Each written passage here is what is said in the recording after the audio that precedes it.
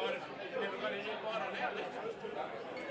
He never got an invite on that. Someone won around on the other way. Oh, no, no, they might from our club. Yeah.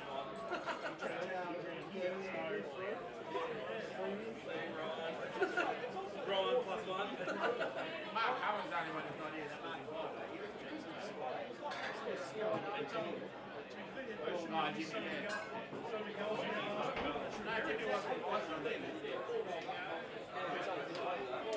invited. We asked him. He didn't leave a message.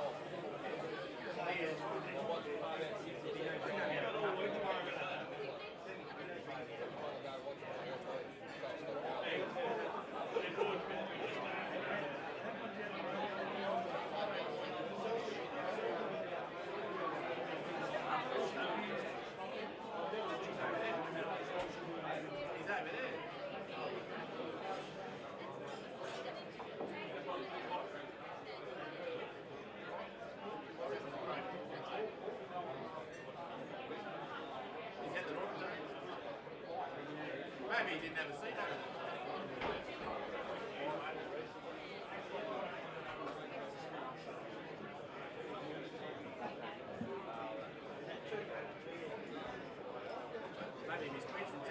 Good evening, ladies and gentlemen, and welcome to the 2017 William Leitch Medal Count and Awards presentation for the SFL.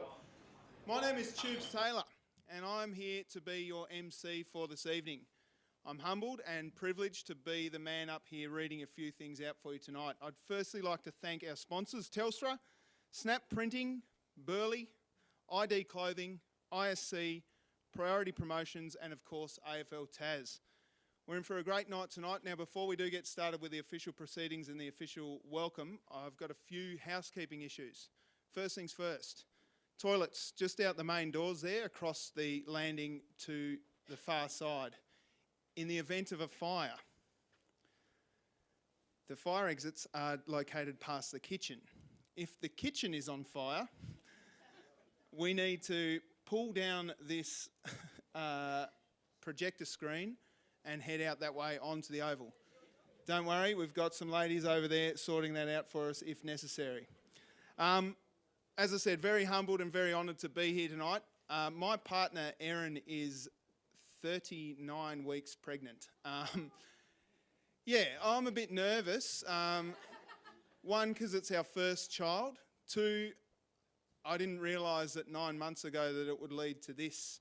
I probably should have known, but I went to a school on the northwest coast and they didn't give us the greatest education in that regard. So the baby cannon is about to fire, and if need be, I will evacuate the area quicker than you can say boo. But we've got some great people from Duff TV who will take over from us. We are streaming as well, folks, so just be aware that you may be caught on camera. I know that some of the Signet boys are a little bit worried about that already.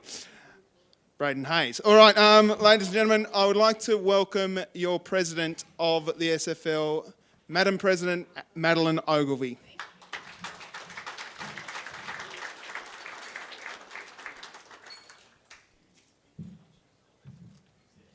I might have to adjust this down a little. Can you hear me up the back? Yes. Thanks, Tubes. It is very much a great pleasure to be here tonight and to see a room full of people. And of course, tonight is the night that we celebrate the best of football. And it is a real honour for me tonight to be able to say we will not just be celebrating the best of men's football, but the best also of women's football. So we have tonight our inaugural night. We'll see we have a banner here, and we have our women's teams in the room. It is the first time, I think, in about 200 years of Tasmanian football that we have had a women's community football competition. And this is something that we should all be very, very proud of. These things don't happen by accident. They happen through hard work and risk-taking, and with the support of our wonderful clubs and our presidents. Now, I'm hoping you've all enjoyed the season, particularly when it comes to the women's teams. But of course, that goes to the question of making sure that Tasmanian football, Tasmanian community football, is strong and sustainable. Oh, that's got a bit loud. That our clubs are able to continue to provide the community gel and glue, that our volunteers continue to be recognised in nights like this, that our great players continue to be recognised as well. I would like to welcome some of the more important people in the room, but you are all, of course, important. And first and foremost, I would like to welcome Madam Speaker, Speaker of the House of Assembly, our Liberal member for Denison, Elisa Archer, who has been a very great supporter of the SFL, and she has come, I think, to this night and to many games over the last 5 years. We have Jackson Hills, who is the General Manager of the Tasmanian Football Council, and as you know, the SFL, under the steerage of Kyron Johnson, immediate past president, was instrumental in establishing the Tasmanian Football Council, which brought together for the first time in Tasmania the three regions under the steerage of the leadership of the presidents of the three leagues. It is a remarkable thing to do, and now with the support of the AFL, we have Jackson Hills in that general manager role, and he is able to drive some strategic things across the state that we haven't been able to do in the past. So Thank you very much, Jackson and Kyron. We have Matt from Telstra. Now, I won't burst his bubble because I know he's going to give us a big speech later on, but I do understand he is very good at delivering solutions. And if there's anything we need more in football land, it is the delivery of great solutions. We know that with Duff TV's great help, the digital side of the game and content is just getting larger and bigger. And we cannot do that, we cannot stream it, we cannot have it in our clubs without Telstra's support. And you may not know, but Telstra provides around, I think it's around $20,000 worth of benefit to the league annually, and we're very, very grateful for their support. So everyone should go out and buy a new phone tomorrow from the Telstra shop. We have Zelinda Sherlock, who's a colleague of mine and candidate for Denison, and we're very pleased to have her here. The girls' schools, she, I believe, works at Sacred Heart. Yeah, the girls' schools are coming on board, and that will provide a feeder into our women's teams. So very pleased to have them on board with us as well. We have already had mention of our great sponsors, but I'd also like to recognise the umpires, who of course ensure that our game is played fairly. It's not an easy job. Without the umpires, there is no game. So we very much like to recognise and thank them for their continued efforts. Club presidents, your leadership has been superb this year. We've had some challenges, particularly getting things off the ground when it comes to new competitions, how we manage access to fields, how we manage facilities, because we know there's just not enough there. We don't have facilities, particularly for the women, that are up to speed yet, and that is something that, as the first female president of the league, I've committed to push and support, and will continue to do that. Duff TV, Win TV, 7HO and Huon News, you're very, very welcome in our room. And we look forward to extending the hand of friendship over the coming years and making sure that we get as much benefit from spreading the community football love amongst the community football family as we do supporting your enterprises as well. I would like to just touch on a couple of very small strategic things which again go to the future of our league, working through the Tasmanian Football Council and in close connection with the AFL and the establishment of our hubs in this state, and of course the great news that the South, under the steerage of the SFL, working in conjunction with Jackson Hills of the TFC and AFL, will be the first to have a hub. Now this is great news for us because it will alleviate some of the administrative burden and provide access points into which AFL and others can deliver more benefits for our game. So that's very good news. So I think I've come to the point of the evening where I would like to officially welcome everyone here.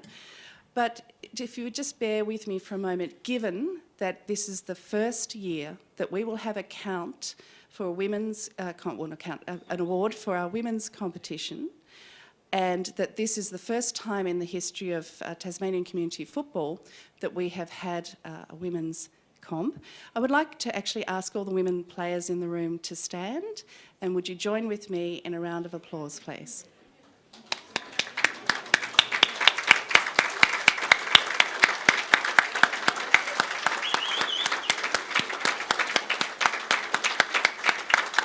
And on that note, thank you very much for being brave women players. And on that note, you can see that we're now fully integrated competition. And I will officially welcome you to this evening and open the count. Thank you. Thanks, Tubes.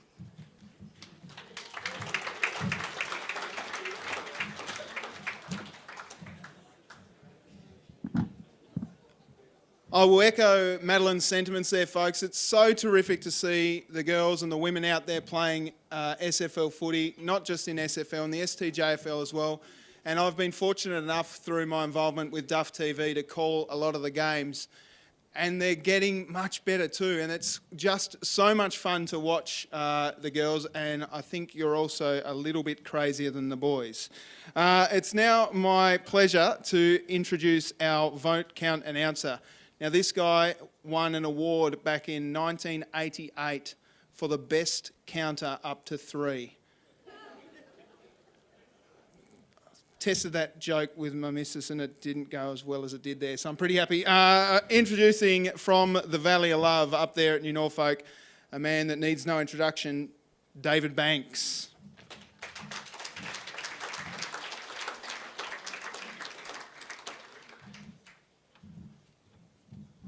Thanks, Tubes, for that introduction. We now move to the Southern Football League Lipscomb medal count for 2017. Round 1, Southern Storm versus Lindisfarne. 1 vote, N. Duggan, Southern Storm. 2 votes, D. Zantuck, Lindisfarne. 3 votes, T. Buck, Lindisfarne. New Norfolk versus Brighton, round 1. 1 vote, J. Aram, Brighton. 2 votes, T. Heron, New Norfolk. 3 votes, Thomas Rainbird, New Norfolk. Unionville Lions versus Hobart. 1 vote, M. Cripps, Hobart. 2 votes, I. Hovington, Hobart. 3 votes, L. Plummer, Hobart. Claremont versus Cyril. 1 vote, T. Cooper, Cyril. 2 votes, W. Lockley, Claremont. 3 votes, J. Del Carmen, Claremont.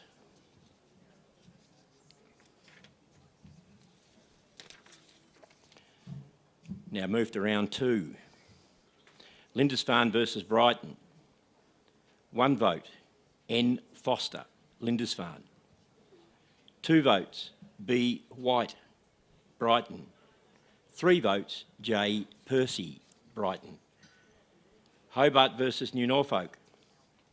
1 vote, J. Wilton, New Norfolk. 2 votes, H. Fish, Hobart. 3 votes, L. Plummer, Hobart. Cyril versus Unionville Lions. 1 vote, B. Roberts, Unionville Lions. 2 votes, D. Harback, Unionville Lions. 3 votes, J. Campbell, Cyril. Southern Storm versus Claremont. 1 vote, J. Simpson, Claremont. 2 votes, Marcus Coulson, Southern Storm.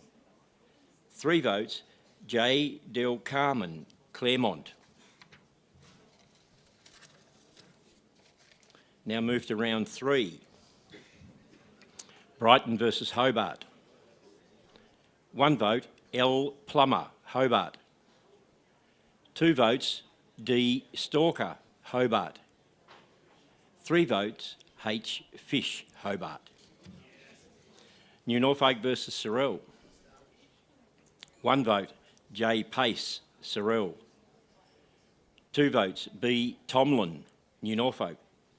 3 votes, Brock Triffett, New Norfolk. Unionville Lions versus Claremont. 1 vote, J. Percy, Claremont. 2 votes, K. Murta Rogers, Claremont. 3 votes, J. Del Carmen, Claremont. Lindisfarne versus Southern Storm. 1 vote, L. O'Neill, Southern Storm. 2 votes, N. Foster, Lindisfarne. 3 votes, A. Bresnahan, Lindisfarne. We now move to round 4, where we had 2 clubs, Hobart and Cyril both had byes. Claremont versus New Norfolk. 1 vote, J. Wilton, New Norfolk. 2 votes, Jake Campbell, New Norfolk. 3 votes, C. Triffett, New Norfolk. Southern Storm versus Unionville Lions. 1 vote, J. Brereton, Southern Storm. 2 votes, E. Reardon, Southern Storm. And 3 votes, Marcus Coulson, Southern Storm. Brighton versus Lindisfarne. 1 vote, B. White, Brighton. 2 votes, W. Pettigrew, Lindisfarne. 3 votes, J. Harris, Lindisfarne.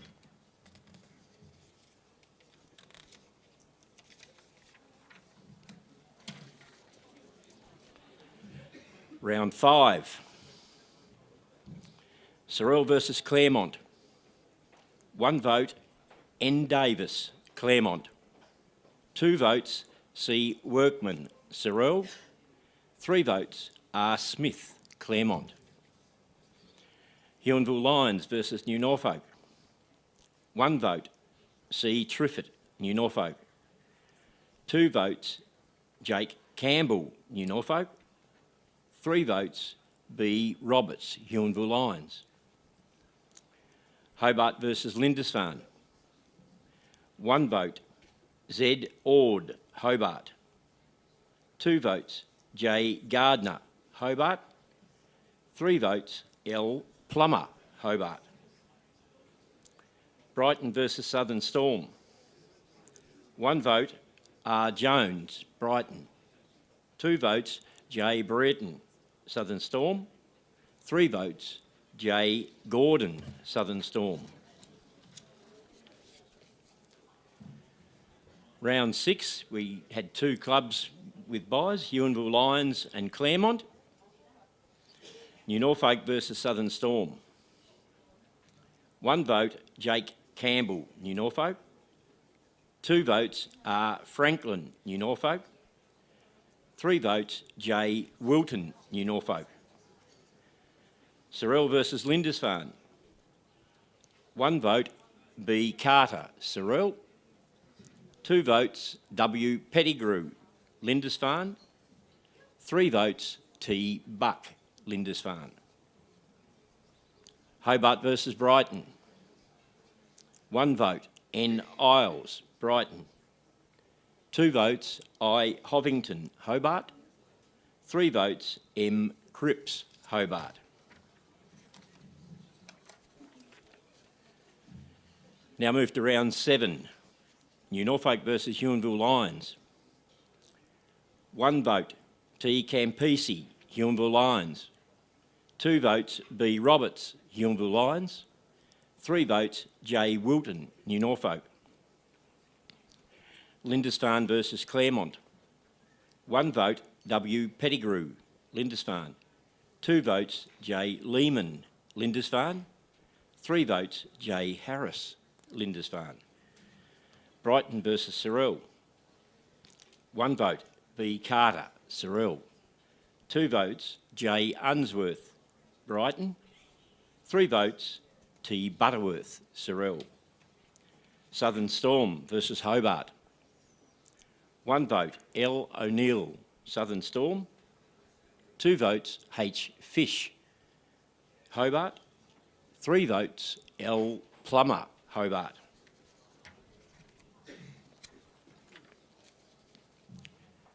Round 8. New Norfolk versus Southern Storm. 1 vote, E. Reardon, Southern Storm. 2 votes, Joseph Doreen, Southern Storm. And 3 votes, N. Duggan, Southern Storm. Huonville Lions versus Lindisfarne. 1 vote, B. Roberts, Huonville Lions. 2 votes, J. Harris, Lindisfarne.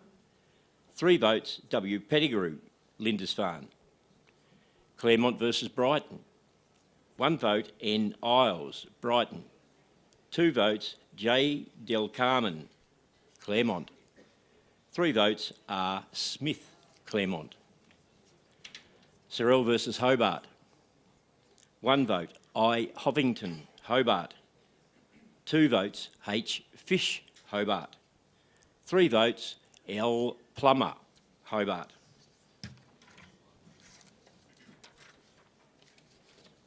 Now move to round 9. Lindisfarne versus New Norfolk. 1 vote, Thomas Rainbird, New Norfolk. 2 votes, J. Harris, Lindisfarne. 3 votes, J. Wilton, New Norfolk. Brighton versus Huonville Lions. 1 vote, J. Trinder, Brighton. 2 votes, Braden Duggan, Huonville Lions. 3 votes, T. Campisi, Huonville Lions. Hobart versus Claremont.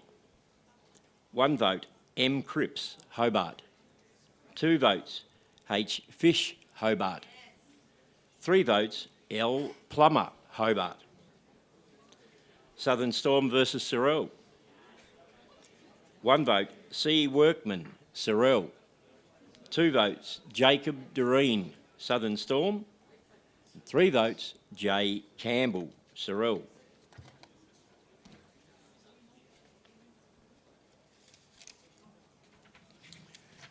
Round 10. Southern Storm versus Lindisfarne. 1 vote, J. Brighton, Southern Storm. 2 votes, L. O'Neill, Southern Storm. 3 votes, Marcus Coulson, Southern Storm. Brighton versus New Norfolk. 1 vote, B. White, Brighton. 2 votes, N. Isles, Brighton. 3 votes, R. Franklin, New Norfolk. Hobart versus Huonville Lions. 1 vote, D. Stalker, Hobart. 2 votes, L. Plummer, Hobart.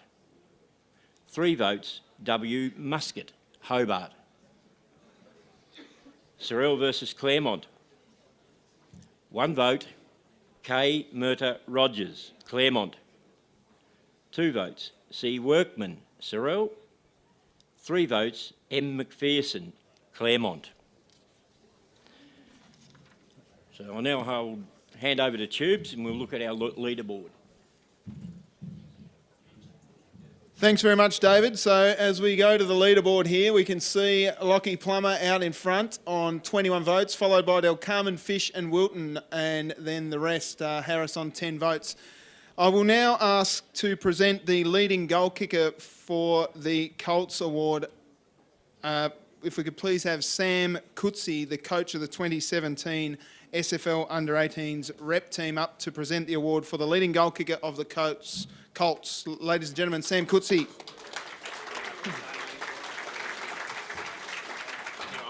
You want me to tell it? Yep. And the leading goal kicker for the Colts was Lockie Plummer on 58 goals.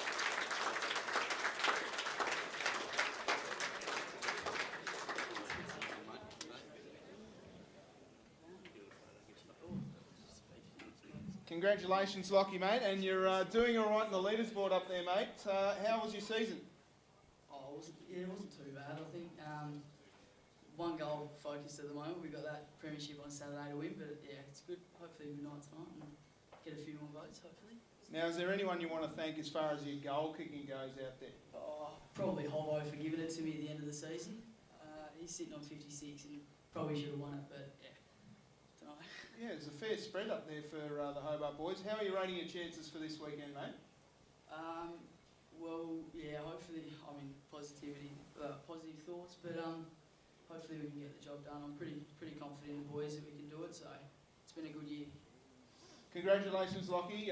We'll continue on with the count now, and ladies and gentlemen, please put your hands together for your leading goal kicker for the Colts, Lockie Plummer. We'll get you back up now, Banks, if that's okay. You can continue on with our count.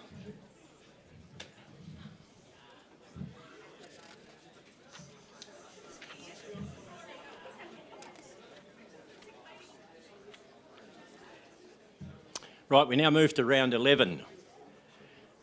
Lindisfarne, Southern Storm, both had the bye. New Norfolk versus Hobart. 1 vote, L. Plummer, Hobart. 2 votes, W. Clerk, Hobart. 3 votes, R. Franklin, New Norfolk. Huonville Lions versus Cyril. 1 vote, B. Carter, Cyril. 2 votes, B. Roberts, Huonville Lions. 3 votes, C. Workman, Cyril. Claremont versus Southern Storm. 1 vote, J. Del Carmen, Claremont. 2 votes, J. Dance, Southern Storm. 3 votes, L. O'Neill, Southern Storm. Round 12. Brighton versus Hobart. 1 vote, H. Fish, Hobart. 2 votes, Z. Ord, Hobart. 3 votes, J. Percy, Brighton. Cyril versus New Norfolk. 1 vote, J. Wilton, New Norfolk. 2 votes, I. Salter, Cyril. 3 votes, C. Morgan, New Norfolk. Southern Storm versus Lindisfarne. 1 vote, Marcus Coulson, Southern Storm. 2 votes, D. Zantuck, Lindisfarne. 3 votes, E. Reardon, Southern Storm. Round 13. Hobart versus Cyril. 1 vote, J. Gardner, Hobart. 2 votes, Z. Ord, Hobart. 3 votes, L. Plummer, Hobart. New Norfolk versus Claremont. 1 vote, R. Smith, Claremont. 2 votes, C. Morgan, New Norfolk. 3 votes, J. Wilton, New Norfolk. Untitled Lions versus Southern Storm. 1 vote, E. Reardon, Southern Storm. 2 votes, T. Campisi, Untitled Lions. 3 votes, J. Dance, Southern Storm. Lindisfarne versus Brighton. 1 vote, W. Dodge, Brighton. 2 votes, J. Braslin, Lindisfarne. 3 votes, J. Best, Brighton. Round 14. Claremont versus Cyril. 1 vote, C. Workman, Cyril. 2 votes, R. Smith, Claremont. 3 votes, W. Lockley, Claremont. New Norfolk versus Untitled Lions. 1 vote, T. Campisi, Untitled Lions. 2 votes, Brock Triffett, New Norfolk. 3 votes, J. Wilton, New Norfolk. Lindisfarne versus Hobart. 1 vote, N. Foster, Lindisfarne. 2 votes, W. Clerk, Hobart. 3 votes, L. Plummer, Hobart. Southern Storm versus Brighton. 1 vote, Jacob Hares, Southern Storm. 2 votes, S. Burgess, Southern Storm. 3 votes, Marcus Coulson, Southern Storm. We now move to round 15 of the Lipscomb Medal. Claremont versus Untitled Lions. 1 vote, Jake Harris, Claremont. 2 votes, Thomas Rainbird, New Norfolk. 3 votes are Franklin, New Norfolk. Lindisfarne versus Cyril. Aye?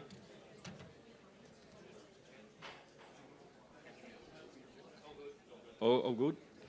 1 vote, I. Salter, Cyril. 2 votes, D. Zantuck, Lindisfarne. 3 votes, J. Bartlett, Cyril. Brighton versus Hobart. 1 vote, H. Fish, Hobart. 2 votes, J. Gardner, Hobart. 3 votes, L. Plummer, Hobart.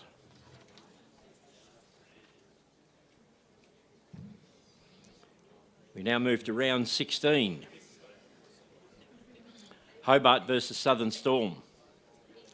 1 vote, J. Brereton, Southern Storm. 2 votes, W. Clerk, Hobart.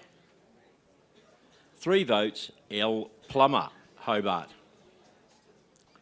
Claremont versus Lindisfarne. 1 vote, J. Percy, Claremont. 2 votes, D. Zantuck, Lindisfarne. 3 votes, K. Murta Rogers, Claremont. Cyril versus Brighton. 1 vote, B. White, Brighton.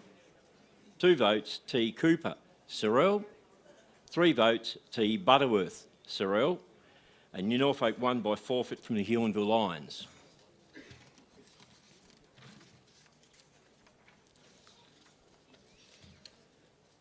We now move to round 17.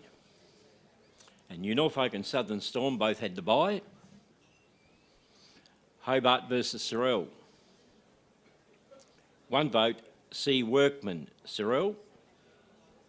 2 votes L. Plummer, Hobart. 3 votes Z. Ord, Hobart. Brighton versus Claremont. 1 vote B. Miller, Brighton.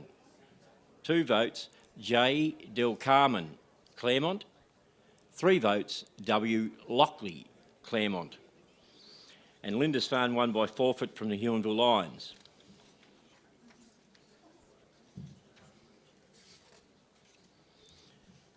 We now move to round 18. New Norfolk versus Lindisfarne. 1 vote C. Morgan, New Norfolk. 2 votes D. Zantuck, Lindisfarne. 3 votes W. Pettigrew, Lindisfarne. Huonville Lions versus Brighton. 1 vote B. Roberts, Huonville Lions. 2 votes B. Miller, Brighton. 3 votes N. Isles, Brighton. Cyril versus Southern Storm. 1 vote J. Pace, Cyril. 2 votes H. Blacklow, Southern Storm. 3 votes J. Bartlett, Cyril. Claremont versus Hobart. 1 vote H. Fish, Hobart. 2 votes D. Brown, Hobart. 3 votes L. Plummer, Hobart.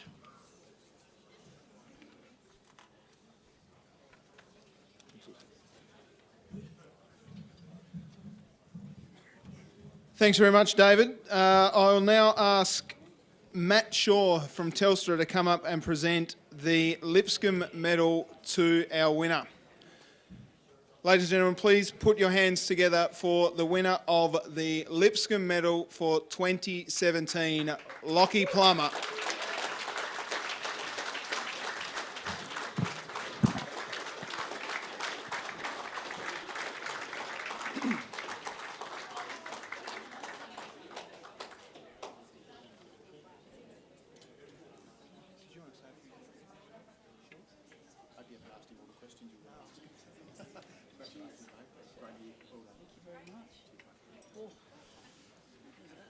Well, Lockie, mate, got a couple of medals around your neck there, but as you said, not satisfied until you get another one. Yeah, well, definitely want that third one, but it's been a really, really good year, like for the SFL and for us boys, and the competition's been pretty good as well. Like really, really good quality games against some good quality boys. So yeah, it's been enjoyable. Mate, the Colts competition this year is pretty tight. It is. It showed against Southern Storm and New Norfolk to get into the grand final. It was 1 point decided in the last 2 seconds. So it's been very, very tough year. But and how's the feeling around the Hobart Footy Club? Really positive, really up and about. We've had, as I said, a successful year. So we've got one more step to go and then we can hopefully take home the chocolates. Well, best of luck this year, Lockie, and well spoken, mate, and a great salad too, as a man who's got a great one as well. Mate, congratulations, best of luck this weekend, and well done, mate. You're the 2017 Lipscomb Medal winner there, ladies and gentlemen, Lockie Plummer.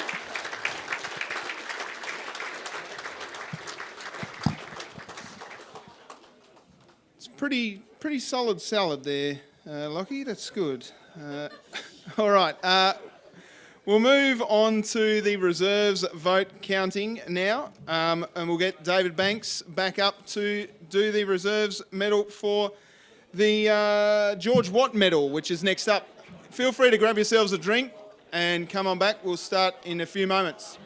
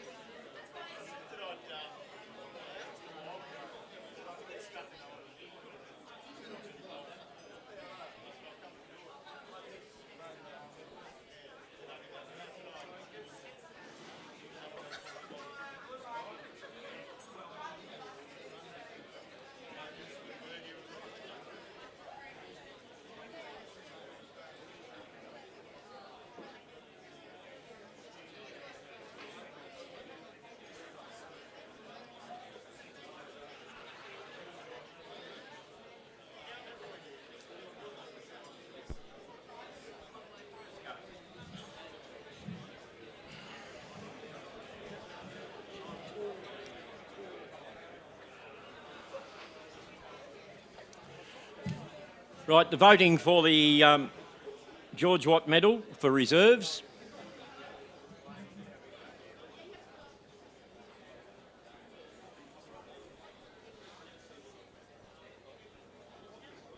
We ready to go? Yeah.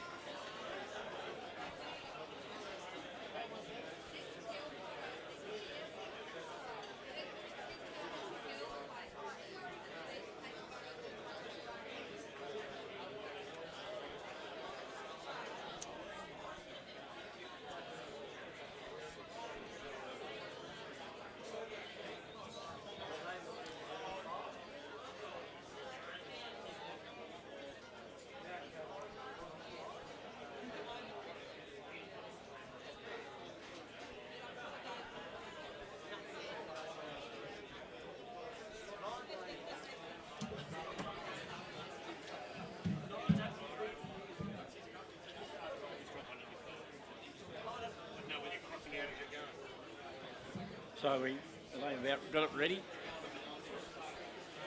You right? Right, we'll start the count for the George Watt.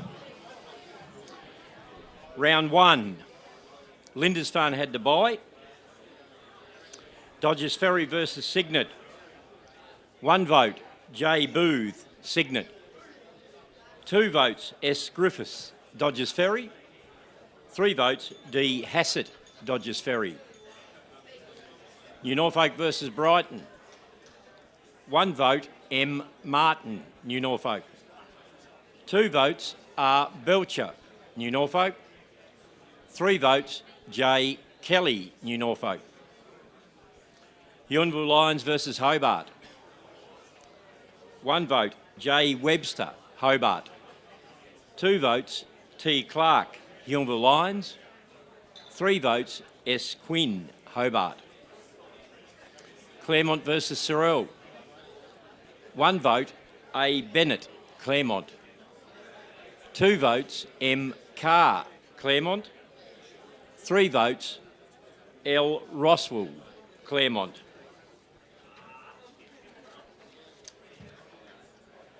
Round 2, Brighton had to bye. Lindisfarne versus Dodgers Ferry. 1 vote, B. Richmond, Dodgers Ferry. 2 votes, T. Blowfield, Lindisfarne. 3 votes, A. Clark, Lindisfarne. Hobart versus New Norfolk.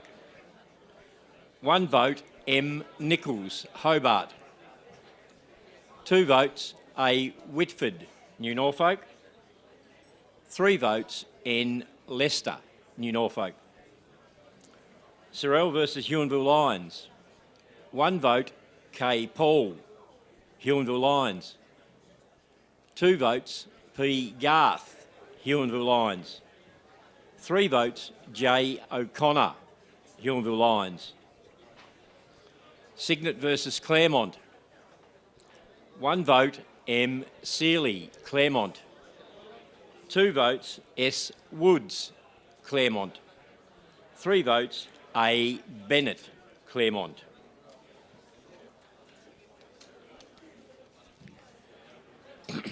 Round 3, Hobart had to bye. Dodgers Ferry versus Brighton. 1 vote, N. Fuller, Dodgers Ferry. 2 votes, B. Matthews, Dodgers Ferry. 3 votes, A. Barrett, Dodgers Ferry. New Norfolk versus Cyril. 1 vote, M. Murray, New Norfolk. 2 votes, J. Kelly, New Norfolk. 3 votes, A. Whitford, New Norfolk. Huonville Lions versus Claremont. 1 vote, L. Roswell, Claremont. 2 votes, M. Bird, Claremont. 3 votes, K. Smith, Claremont. Signet versus Lindisfarne. 1 vote, W. Press, Lindisfarne. 2 votes, J. Press, Lindisfarne. 3 votes, B. Nankeevil, Lindisfarne.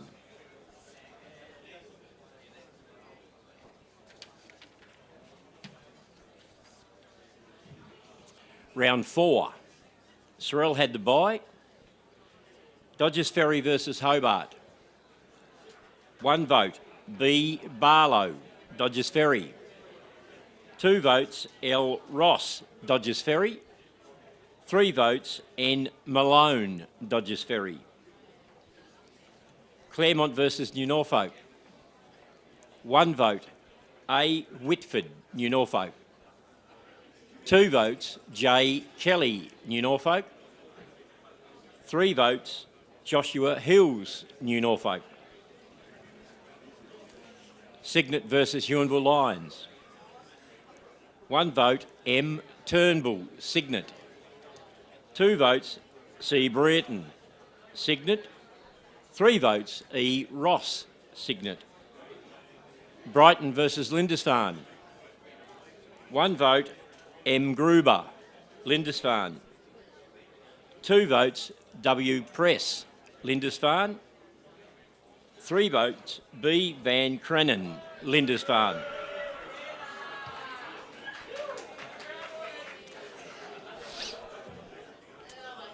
Now move to round 5. Claremont had the bye. Cyril versus Dodgers Ferry. 1 vote, Ben Morley, Dodgers Ferry. 2 votes, M. Dunn, Cyril. 3 votes, J. Brosnan, Dodgers Ferry. Huonville Lions versus New Norfolk. 1 vote, C. Ransley, New Norfolk. 2 votes, B. Ransley, New Norfolk. 3 votes, N. Eisel, New Norfolk. Hobart versus Lindisfarne. 1 vote, Mark Young, Hobart. 2 votes, K. Ganinen, Lindisfarne. 3 votes, A. Clark, Lindisfarne. Brighton versus Signet. 1 vote, L. McCarthy, Brighton. 2 votes, M. Bradley, Signet. 3 votes, M. Cohen, Brighton.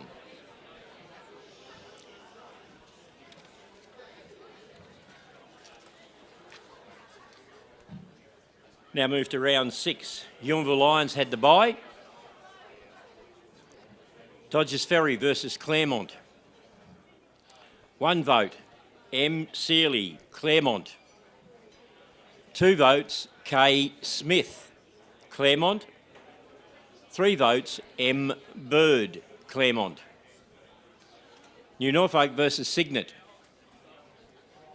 1 vote, J. Kelly, New Norfolk. 2 votes, B. Ransley, New Norfolk. 3 votes, A. Whitford, New Norfolk. Cyril versus Lindisfarne. 1 vote, T. Bracken, Lindisfarne. 2 votes, N. Cranfield, Lindisfarne. 3 votes, L. Briggs, Lindisfarne. Hobart versus Brighton. 1 vote, S. Quinn, Hobart. 2 votes, E. Monks, Hobart. 3 votes, M. Cohen, Brighton.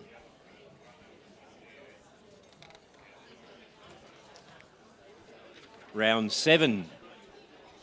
New Norfolk had the bye. Dodgers Ferry versus Huonville. 1 vote, D. Hassett, Dodgers Ferry. 2 votes, Jordan Lovell, Huonville Lions. 3 votes, S. Griffiths, Dodgers Ferry. Lindisfarne versus Claremont. 1 vote, K. Smith, Claremont. 2 votes, A. Clark, Lindisfarne. 3 votes, T. Westbury, Lindisfarne. Brighton versus Cyril. 1 vote, J. Broughton, Cyril. 2 votes, M. Cohen, Brighton. 3 votes, N. Daly, Brighton. Signet versus Hobart. 1 vote, J. Booth, Signet. 2 votes, M. Nichols, Hobart. 3 votes, J. McGee, Hobart.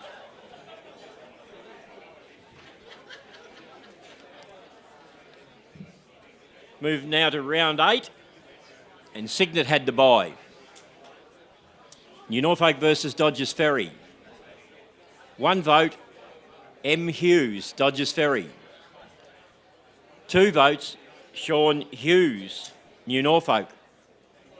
3 votes, A. Whitford, New Norfolk.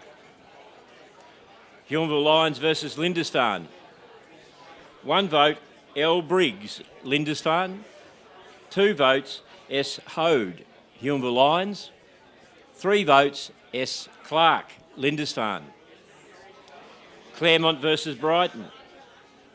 1 vote, M. Bird, Claremont. 2 votes, R. Martin, Claremont. 3 votes, S. Woods, Claremont. Cyril versus Hobart. 1 vote, T. Butler, Hobart. 2 votes, H. Triffett, Hobart. 3 votes, J. Caulfield, Hobart.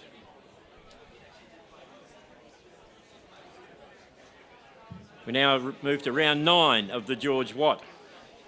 Dodgers Ferry had the bye. Lindisfarne versus New Norfolk. 1 vote, S. Clark, Lindisfarne. 2 votes, G. Quirk, New Norfolk.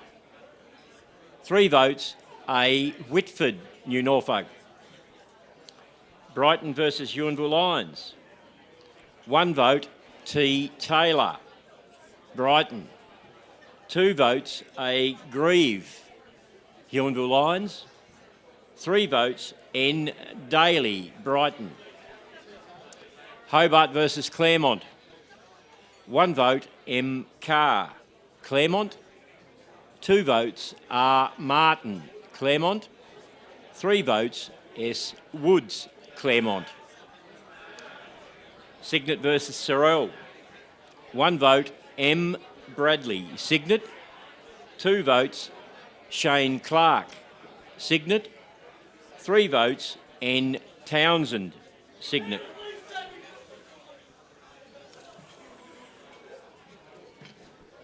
Right, we now move to round 10. Lindisfarne had the bye. Signet versus Dodgers Ferry. 1 vote, J. Parker, Signet. 2 votes, B. Matthews, Dodgers Ferry. 3 votes, A. Barrett, Dodgers Ferry. Brighton versus New Norfolk. 1 vote, A. Burgess, New Norfolk. 2 votes, Shane Bonicher, New Norfolk. 3 votes, A. Whitford, New Norfolk. Hobart versus Huonville Lions. 1 vote, M. Nichols, Hobart. 2 votes, A. Paul, Huonville Lions.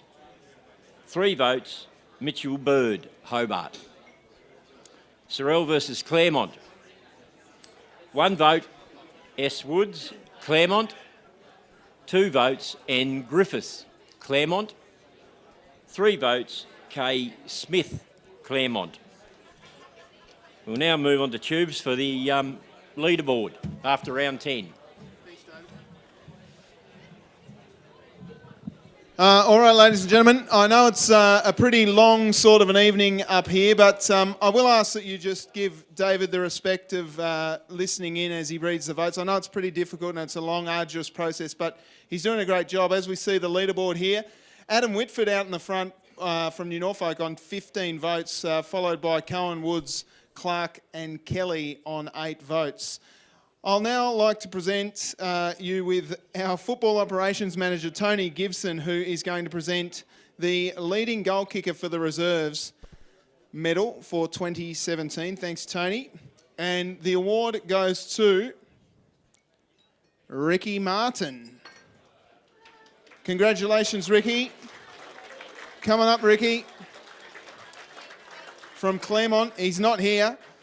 So he's lost. Oh, Braden, very good. Yeah, I'll have a word to you, Hunty. All right, mate. Now, I spoke to Hunty before we got up here, and I said to him, you know, how's it feel not being involved in the big game next week? He said, well, I'm still reigning premiership coach until next week. So how are you feeling, mate, not being involved in the finals? Yeah, obviously very disappointing. But, yeah, good luck to Lindisfarne, New Norfolk. It should be a cracking game, so can't wait to go along and watch it on Saturday. Ricky kicked 48 goals this year, a reasonable effort from the big fella. Yeah, it went well, the big fella. Had plenty of injuries, Big Rick, but he just kept getting the job done, and I'm sure you'll be appreciative of this reward. So You're going to put that on and wear it around with pride tonight, mate? I'll wear it for him. So Rick's probably watching at home, I reckon. He's a family man, so I think he's at home with the kids and the wife, so I'll wear it around for him. Good on you, Hunty. Thanks very much, mate. Congratulations to Ricky Martin. I'll just rip into Hunty a little bit more. As I was going around the crowd to call you up to the buffet, I turned around and Hunty was in the middle of the line before his table was called. Just purely rude, Hunty. But we've got a few people there. I think Mick Arnold's out there instructing people to go up to the buffet. So please, with all due respect to everyone here to have a good time and everything, just make sure that you do give David Banks the respect of listening in to his call for the votes, and we will continue on. But also, please just wait until your table is called up to the buffet. There's plenty of food, so you won't go hungry, and we'll head back to the second half of the reserves count for the George Watt Medal.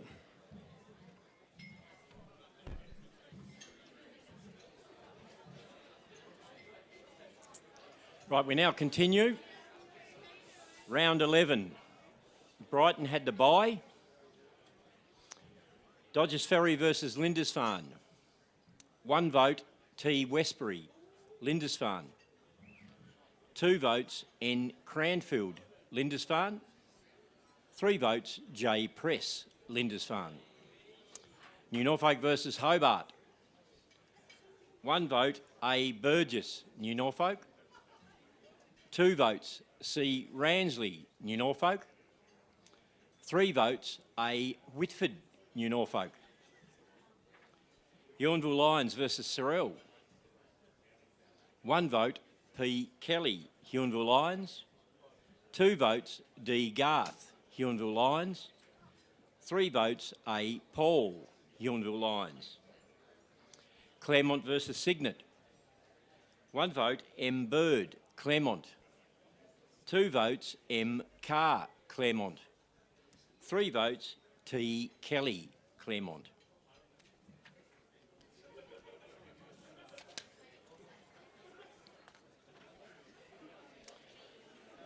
Round 12. Hobart had to bye. Brighton versus Dodgers Ferry.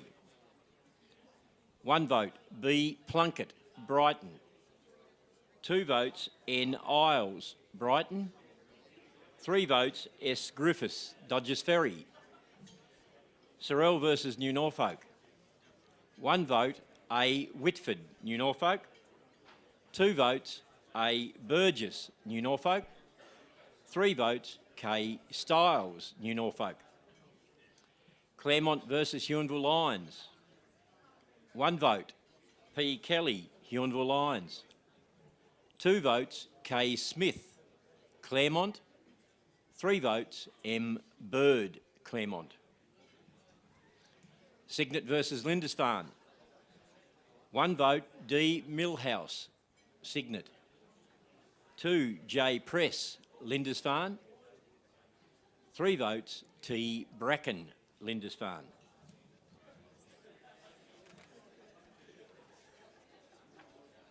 Round 13, and Cyril had the bye. Hobart versus Dodgers Ferry. 1 vote M Beck, Hobart. 2 votes J Booth, Dodgers Ferry. 3 votes Z Lucas, Hobart. New Norfolk versus Claremont. 1 vote K Styles, New Norfolk. 2 votes L Joseph, New Norfolk. 3 votes A Whitford, New Norfolk. Huonville Lions versus Signet. 1 vote Shane Clark, Signet. 2 votes H Watson, Huonville Lions. 3 votes Andrew Crow, Huonville Lions. Lindisfarne versus Brighton. 1 vote S Clark, Lindisfarne. 2 votes C McPhee, Lindisfarne. 3 votes T Westbury, Lindisfarne. Round 14, and Claremont had the bye. Dodgers Ferry versus Cyril. 1 vote D Hassett, Dodgers Ferry. 2 votes T Banks, Cyril. 3 votes B Barlow, Dodgers Ferry.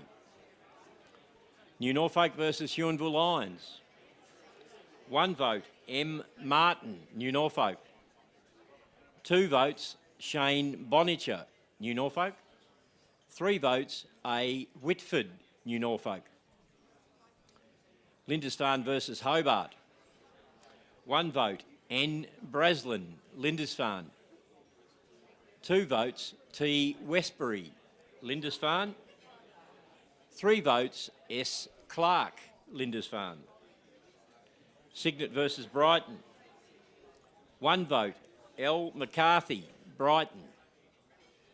2 votes Shane Clark, Signet. 3 votes G Clark, Signet.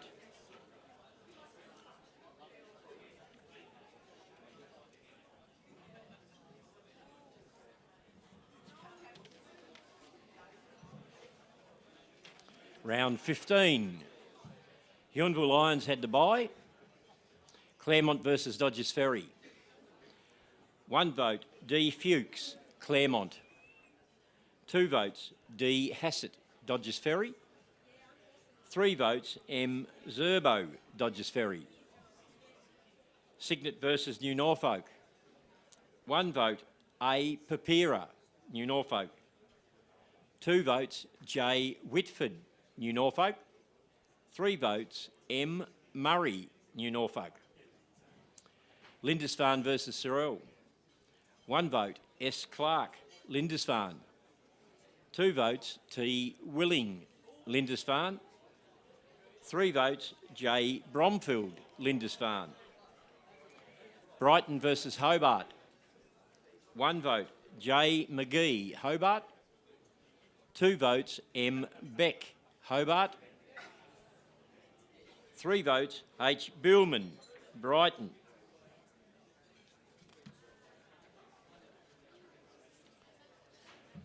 Round 16, and New Norfolk had the bye. Huonville Lions versus Dodgers Ferry. 1 vote K Paul, Huonville Lions. 2 votes B Matthews, Dodgers Ferry. 3 votes J Wilson, Dodgers Ferry.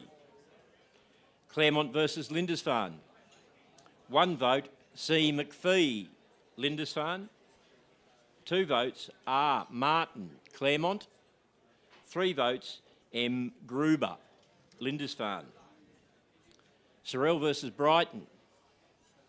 1 vote, L. McCarthy, Brighton. 2 votes, T. Pears, Cyril. 3 votes, M. Bannister, Cyril. Hobart versus Signet.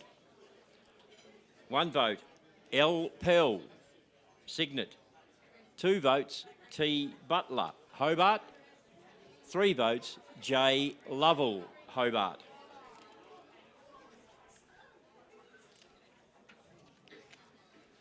We now move to round 17. Signet had the bye. Dodgers Ferry versus New Norfolk. 1 vote, N. Malone, Dodgers Ferry. 2 votes, J. Kelly, New Norfolk. 3 votes, A. Whitford, New Norfolk. Lindisfarne versus Huonville Lions. 1 vote, N. Cranfield, Lindisfarne. 2 votes, C. McPhee, Lindisfarne. 3 votes, J. Press, Lindisfarne. Brighton versus Claremont. 1 vote, J. Price, Claremont. 2 votes, R. Alfort, Claremont. 3 votes, G. Spotswood, Claremont. Hobart versus Cyril. 1 vote, J. Clear, Cyril. 2 votes, M. Nichols, Hobart. 3 votes, S. Hughes, Hobart.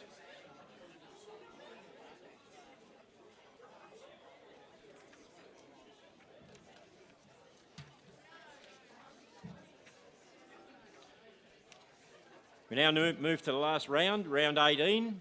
Dodgers Ferry had the bye. New Norfolk versus Lindisfarne.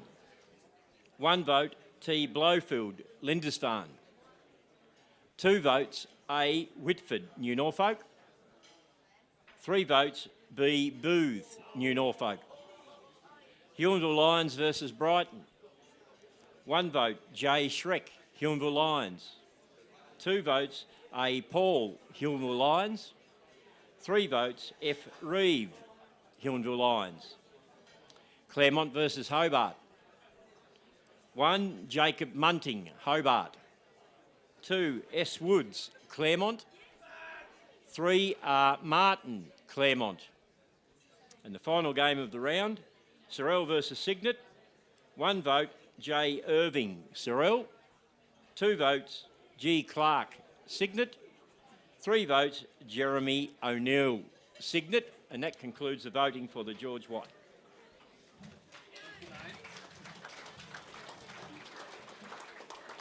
Beautiful stuff there, David. I will now ask Kyron Johnson, the SFL President, to step forward, and just the Vice President, I beg your pardon, Vice President. Bit of a slip there, I'm sorry. Vice President there, Kyron Johnson, he got me by sneaking up on me and ghosting up behind me there, but to present the George Watt Medal to a back-to-back winner, Adam Whitford.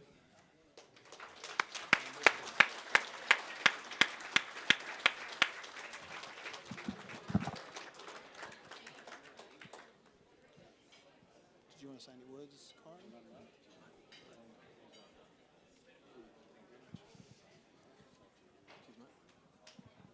Yeah. Of course, Adam, mate, back-to-back for you. Different clubs.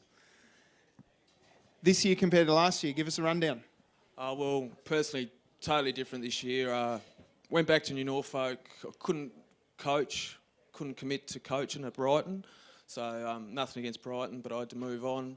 Wasn't going to play, but then my nephew, who's gone back up to New Norfolk, twisted my arm, and then Robbie Isles, the coach up there, the reserves, gave me a ring. He understood that I couldn't commit fully, but he was happy for me to come along. So, yeah, just went up there. I'm born and bred from New Norfolk, so I just want to go up there to show my boy where I started, and that's where I'll finish. Excellent, mate. Pretty comfortable with the mic there as well, Adam. Mate, I was there last year when you won out there at Brighton, and you spoke about the grand final and what it meant to play that. You're doing it again this year. How's it shaping up leading up to this week's grand final? Yeah, we're looking pretty good, but like we're undefeated all year, but there wasn't really a dominating undefeated team. Like against Lindisfarne, all three games was within a kick or two, so we'll need 22 individual efforts to win on Saturday, that's for sure. Well, ladies and gentlemen, a well-deserving winner. As you can see, 33 votes, and the next best vote getter was Smith and Woods on 11, mate. So congratulations and best of luck this weekend. Your 2017 George Watt medalist, Adam Whitford, ladies and gentlemen. I will quickly just speak briefly about our raffle, which is on the table. Now, the blue tickets in front of you, they are your lucky door prize. There are some different coloured tickets in the middle of the table. That is for a corporate box for 6 people to the SFL Grand Final. Tickets are $5 each. Just an honour system. Tickets in the envelope with your cash, $5 each. And we'll draw that shortly. We're going to take a quick little break, so now's the time to head up to the bar, grab yourselves a drink. Mick Arnold is still drawing tables to the dinner area. And I would also like to let you know that we've got over 300 people watching on Duff TV. So Benny Van Cranen is up and about, ladies and gentlemen. We'll be right back with the ladies SFL medal for best of the season in just a few moments. Stick around, we'll be right back.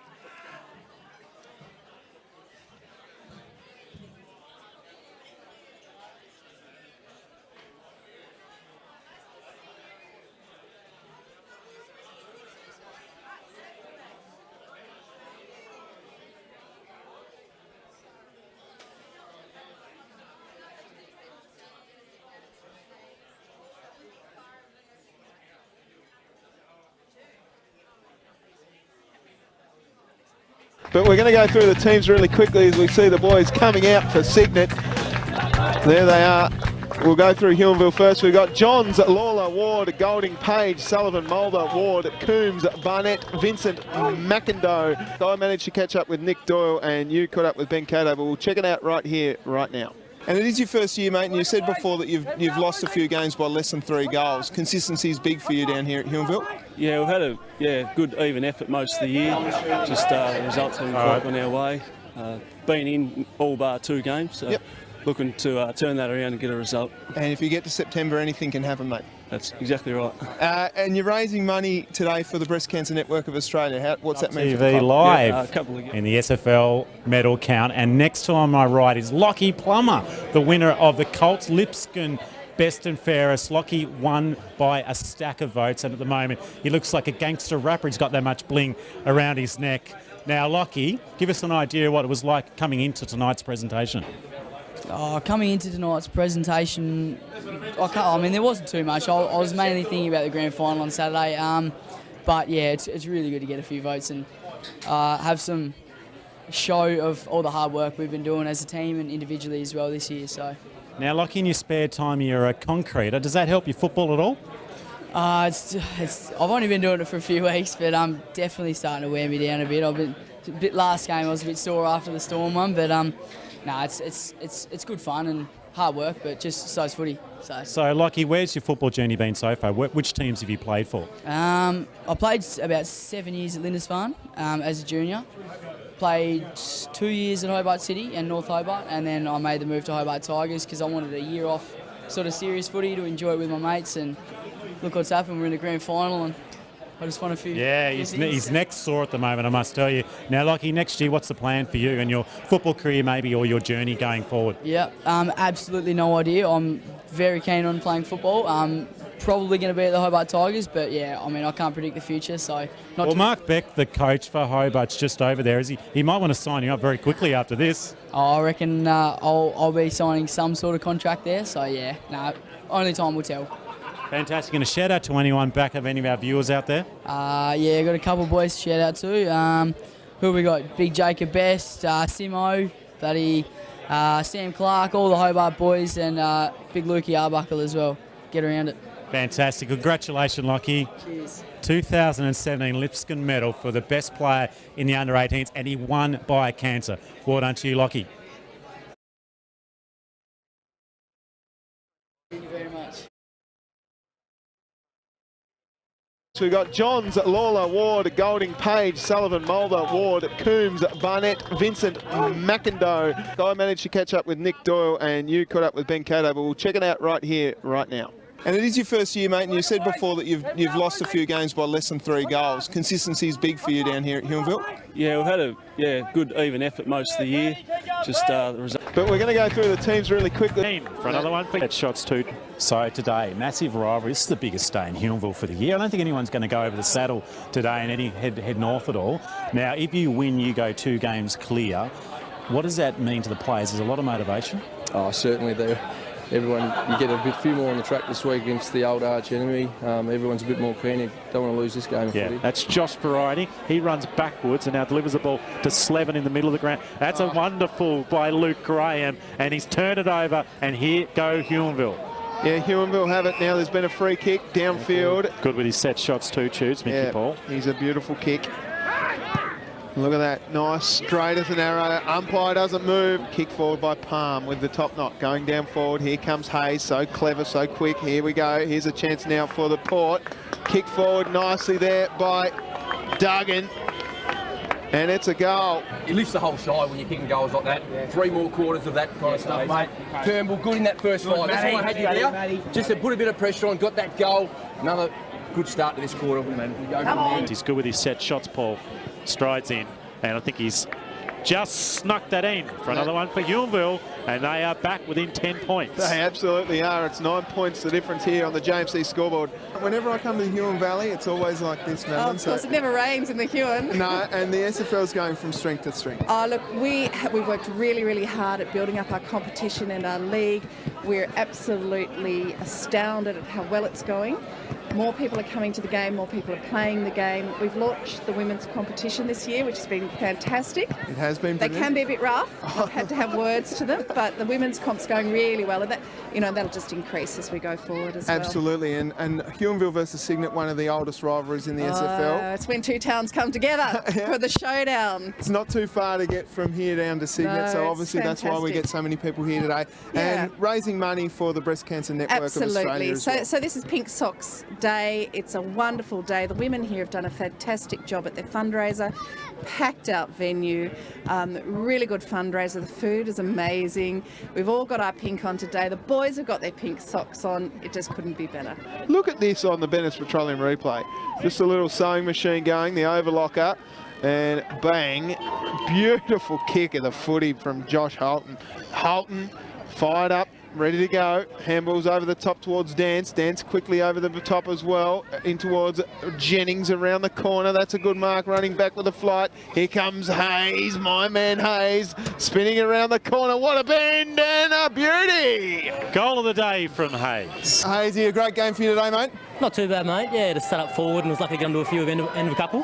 4-pack, mate. And yeah, the boys down there in the behind the goal square. They're a bit of a fan of yours. No, I just told them before the game. All the boys were doing the lane kicking, and I was just in the pocket practicing my snaps. So I said, practice makes perfect. You've got to do those things. And the new boots as well, mate.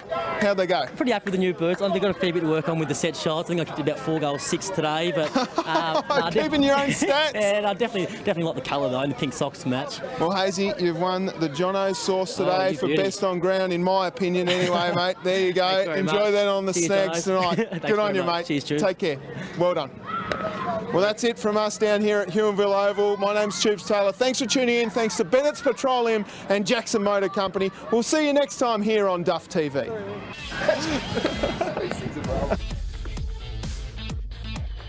Women's footy taking the nation by storm here across Australia, and we are proud to be streaming thanks to Bennett's Petroleum, of course, our great independent petrol providers. Fuel across the whole state.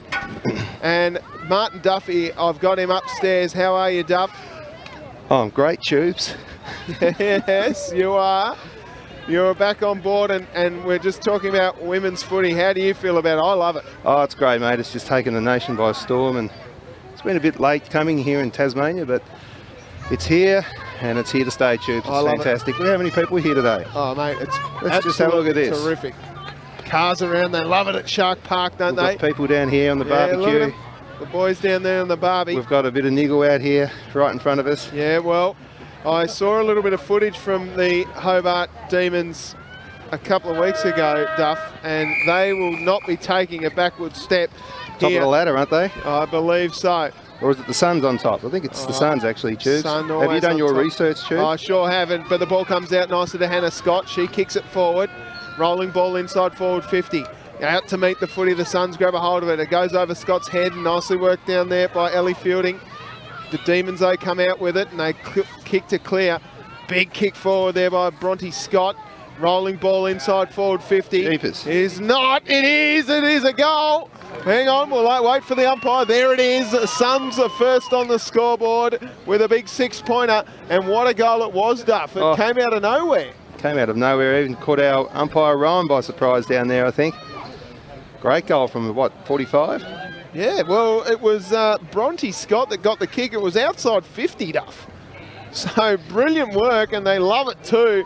Suns are on the board, but it should be said, Duff, there is a breeze heading that way. Flying high, the Demons doing well. Elliston gets tackled beautifully. Wow. She's been playing very well down there, Macklin Sutcliffe. What do you reckon the tackle count is? It's probably even. I'd say it's about 4 each. Let's keep score from here, Yeah, Tubes. sure. Inside forward 50.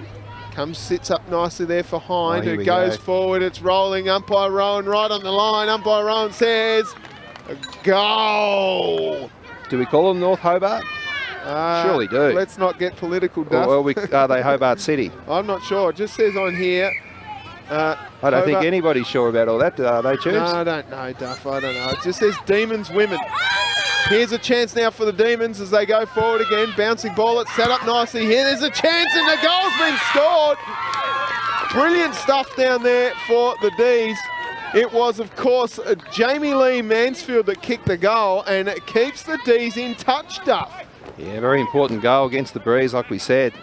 It's probably worth 2 or 3 goals coming this way, so edging towards quarter time, that's a very, very handy goal. We're just seeing on the replay here, unfortunately that oval ball can bounce cruelly, and Mansfield was just so rapid on the kick and got it through the goal. Thanks to Bennett streaming across the whole nation, a whole world, Duff. It's great to have them on board, isn't it? Yeah, no, it's fantastic. We signed on the dotted line with Troy Bennett on Tuesdays, come on as a sponsor of Duff TV and our live streams, and thanks to Troy, and it's very exciting, Tubes, where all this is going with the live streaming. It really is, Duff. Second quarter underway between the Suns and the Demons. Demons going to the scoring end. Big punch away by Johnson. Comes out nicely there to Griffin, who manages to get her kick away. Johnson goes back in and gets a hold of it. She runs and she kicks, but she ran too far, according to the umpire. No, I totally disagree with that decision. Yeah, there, umpire. Tubes. Well, let's have a look, Duff. Let's go back on the Bennett's replay and have a look. 1, 15 2, metres. 3, 4, 5, 6, 7. She only had 7 steps. Yeah, no. Well, you That's can't. all right, he's human. He's human, the ump. Yep. Big fly out. Nicely worked by Matthews. She gets her kick forward. Bouncing ball, leading the race out there is Kerry Phillips. She's got time, looks and gets tackled hard. And she looks up and says, yeah, well, I'm going to get a free kick here. That's not 50, is it? No. No. We'll go back and have another look at this on the Bennett's replay. That wouldn't happen in the girls' footy, I don't think, the 50 metres for a bit of chirp. They're very respectful, the umpires here, the girls. That was definitely a free kick. Yeah, for sure. Gets her kick smothered though by Johnson on the mark. Kick forward by the Suns. Quick handball up. There's a chance now for a goal, and Bronte Scott has kicked her second.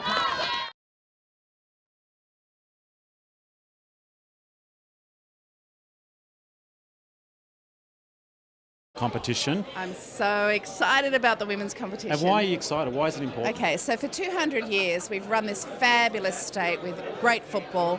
It's been a men's competition, and the Southern Football League is the primary community football league for Tasmania. But tonight we celebrate the inaugural year of the women's competition. It's the first time in Tasmanian football history that we've had the women's comp in the room, women's teams in the room. And as the first female president of the SFL, I'm really, really proud of what we've achieved. Madeline, imagine it's 10 years into the future. What do you want to see for women's football in particular?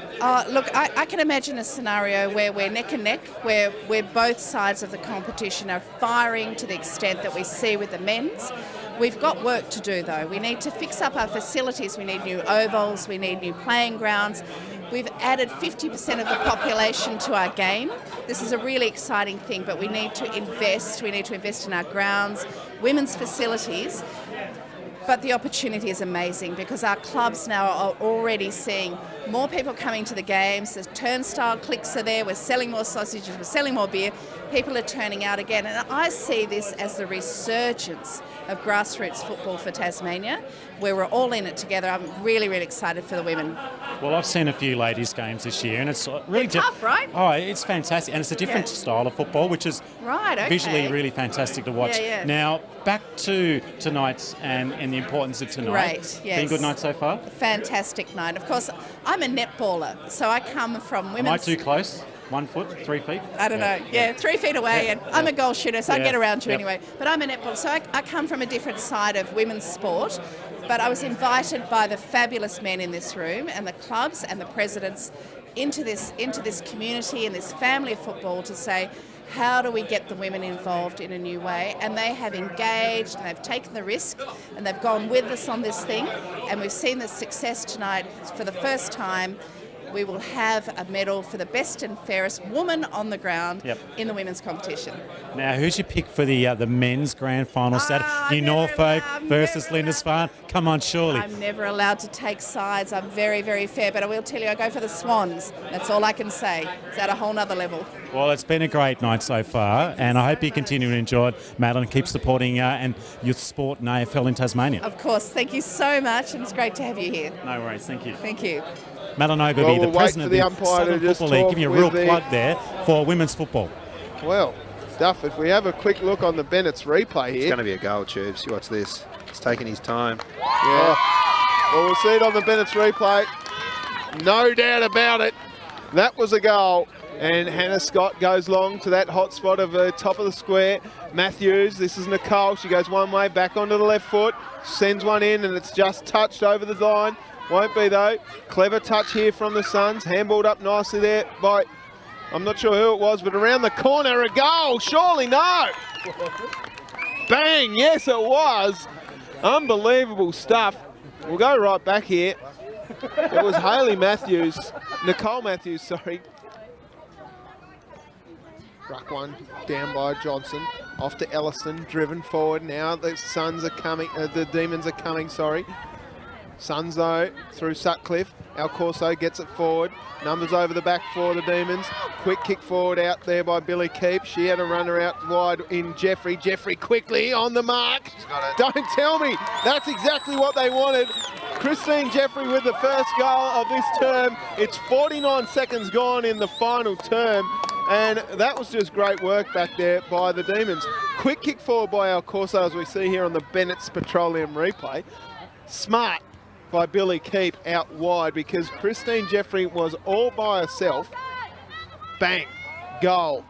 Well, Duff, I don't want to get too retrospective about my football career, as Darcy Ellison will take the free kick here, but we always had trouble at our footy club getting females involved. And you know why? Because they weren't allowed to play. It's stupid. It was so silly. Now it's going to be a real family atmosphere because mum and dad will be playing footy, or the kids will be playing footy, and mum and dad will come. It's absolutely terrific, and I love it. And great work by the SFL getting a competition involved this year, and a 15-metre penalty or a 25-metre penalty. Yeah, we've got to do something about this rule though, Tubes. Make it like the men, make it 50. I don't quite get it, but there must be a reason for it. Maybe they play on smaller ground, or I don't know. Flackmore pops it up to the hot spot. Going back with the flight there. Here's a chance for the Demons if they can just get their hands away. Swinging around, dribbling one forward there. Caught one high and you've dumped her. So it's a free kick going to Crystal Kelly. And trust me, she's a real chance from here. She's a beautiful kick of the footy. What a kick this will be. Take your time though, love. Oh, she doesn't need to. She doesn't need to because she's kicked her second. And the Demons are coming. It's 15 points the margin. Have the Suns done their dash? So great time wasting here by the Hobart City Demons. Can't hit her in the head. So a free kick going the way of Siegler. Well, could be kicking for the match here, Tubes. She's copped a big one here. Well, we'll see it here in the Bennett's Petroleum replay. Well, ladies and gentlemen, Tube Sailor here with Duff TV, and I'm joined by Cyril, senior coach Jock McGregor. Jock, great to have you on board. How are you shaping up today? Yeah, look, we've got a few wins, a couple outs, unfortunately, as always the way this time of year, but we've brought some young blokes in, and next year, to be honest with you, sort of the body's pretty banged up at the moment, so just get through these last couple of games and see how it goes. So, well, best of burn, handballs over the top to McGregor. McGregor from range here, bends one back. Do you shepherd that through, or do you mark it? No, you take the mark. Sam Russell, pace back in towards Johnson. Johnson switching the play beautifully here to Keeley. Keeley now up the far wing towards Narco, just overcooked a little bit as we see McGregor in the background trying hard. Handballed off nicely. Here's a chance for McGregor. That's his bread and butter, ladies and gentlemen. Jock McGregor kicks his first and hits the Jackson Motor Company scoreboard. Davo, that chop out for that ruck rotation, mate. I reckon we'll try and get you across half forward a little bit. So, Noddy, keep in and under when you're on the ball. Just give us everything. Mana, keep going back there. Exactly, good when you... If you don't mind. My life, so of having somebody as astute and as professional as what Jock is, also Stewie Selby and the 18s coaches, it's helped us build the club as it's happened so far, and we can see the improvement happening. And it's only a bright future that we can see from here on. Where is out here, he's got time and space, has a man up further, and it is, of course, Timmy Banks. Not the best kick in the world towards Jock McGregor. Jock turns on a dime, snapped off there, unfortunately for Collis. No. No. Don't. Oh, holy trousers, Jock McGregor. Oh, goodness me. Jock McGregor has kicked 4 goals in his 800th game of football or whatever it is. Unbelievable stuff. Look at it. Look at the pace he turns around here. Collis just with too much time. And then McGregor, if you don't mind. Oh, goodness me. Look at Morrison's face. He can't believe it. It's Collis. Oh, no. Oh, gee, it was innocuous. He's up and he's okay anyway. That's good to see. As the kick goes forward by Jack Yabizin. There he is. He's kicked his second. He sure has, and we still can't pronounce his name, but Jacka has kicked his second and keeps Brighton within touch. As Clark, he's really willing himself into this quarter, and he just needs a couple of friends from Brighton through half forward just to help him out. As now Cyril had the ball back on half back. Walker runs past beautifully, handball received nice, back into the middle of the ground. Scrappy stuff here, Bateman picks it up, handballs off to Pace, who ran through. Quick kick forward in the McGregor direction. Oh, he always had it, didn't he? And I don't want to talk too much about this bloke, but have a look at that for a contested grab. And the husky that was in the background, we'll see that on the Bennett's Petroleum replay, actually stopped and watched as Jock McGregor took that mark. And we'll all stop and watch another goal from Jock McGregor. Comes that man Cunliffe, and a little worm burner down towards Brent Van Crennan. He's out of distance. He doesn't seem confident. So he'll just set one up to the hot spot. He's roosted it, but wow! Not quite. Oh, he was... If that's the way he celebrates a point, I can't wait for him to kick another goal. A little bit of twinkle toes from him there. Looking at the camera, lads. He was too. He's going to stare straight down the barrel. Big push in the back from Spencer. So it'll be a free kick going the way of Edmondson. Edmondson up to that hot spot again. Down there is Rand and Co. It rolls over the back, and Jai County just touches it over the line for a solitary behind. So the kick to be taken by Nick Hobden from the fullback position. And Clermont just can't seem to clear it out of their defensive 50 here, Tubes. No, they need someone to lift. Jai County now. He's a big rooster footy, so he's going to send it to the wing. In the Hunt direction, Hunt just gets swamped by Two Blues. Geordie does well, off to Miller, and Miller gets flicked away, and we'll see a boundary throw-in. 78-61 there, the boys. Yep, absolutely torched it. But anyway, Shawnee's back onto it here. Mark Nico. Oh, is that Nico? He just can't do the basic things right, Nico, but he can do the spectacular. But here he goes, watch this, he'll probably kick this one now. Just Done the unselfish thing to Fev again, who's been everywhere. Should take all of that. Check side, don't. Oh, my God. He's kicked an humdinger. What has happened there? He has kicked an absolute beast. Send that one through to the footy show. Could get himself Probably should have called that one a bit better. Any one-liners we can use there, Fish? What would Dennis Cometti say for that one? Oh, special. No, that's Bruce. What would Dennis say? On that? Centimetre perfect. Centimetre perfect. Get my commentators mixed up. Do we get Mark Beck's chin there going in front of the camera? I think we just missed it. So, just the point there, back out to 12-point margin here at Anzac Park, streaming across the world on Duff TV. Kicked out long. Big mark down there to Edmondson. That's a cracking contested grab. He plays on quickly, pops it up in the Cassidy direction, but chipping in there nicely is Hobden. This is Nick Hobden. He goes into the middle towards Jones, who takes the grab. He had Trent Clark coming down on his hammer. Tell you what, lads, the breeze is picked up here. To the right-hand side of screen. Is it? I'm really not sure, actually. All right. What he's doing there. Fazackerley tackled. That's a great tackle there on Jimmy Mitchell. And the umpire will ball it up. And Jimmy Mitchell gets up there. Hang on, something wrong with the camera. Football had some sore knees. He's played for a few gloves. Bernie tried to get him back for a game this week, for a game coming up. Laycock kicks for goal. Think it's just snuck in, it has. And the Eagles are away with the first goal. Laycock kicks it. He adds to his tally of 12 goals for the season. And it was a nice passage of play from the far side of the ground. We might call that the riverside. Hanging in is the other McAdam, George. He can't win it down. Lays a tackle. And we're going to see another boundary line. And you can see Laycock sucking in a little bit of air, trying to get his lungs full with a little bit of oxygen so he can go up again. Umpire Hollywood right in front of us here as the got the ball there. Just spectacular. But here he goes. Watch this. He'll probably kick this one now. Just done the unselfish thing to Fev again, who's been everywhere. Should take all of that. Check side, don't. Oh, my God. He's kicked an humdinger. What has happened there? He has kicked an absolute beast. Send that one through to the footy show. Could get himself Probably should have called that one a bit better. Any one-liners we can use there, Fish? What would Dennis Cometti say for that one? Oh, special. No, that's Bruce. What would Dennis say? On that? Centimetre perfect. Centimetre spectacular. Oh, we are here at the Tasmanian Cricket Association. Yeah, it's popped out the back to Morrison, who's had a little bit of work to do. The clearing kick's not that effective. Back to Hobart. We see now Langdale gets it on the boot. It's towards square. I think he's got it too. Yeah, no hands on it there, and Sam Reeves lets him know about it. Probably his third or fourth kick here best with the long sleeves. Gets the ball up the centre. Bailey flies. No one can quite hold on to this footy. It's very slippery out here. All right, here go Brighton again. Brighton, Collis tried daily in practice. Popped out the back here.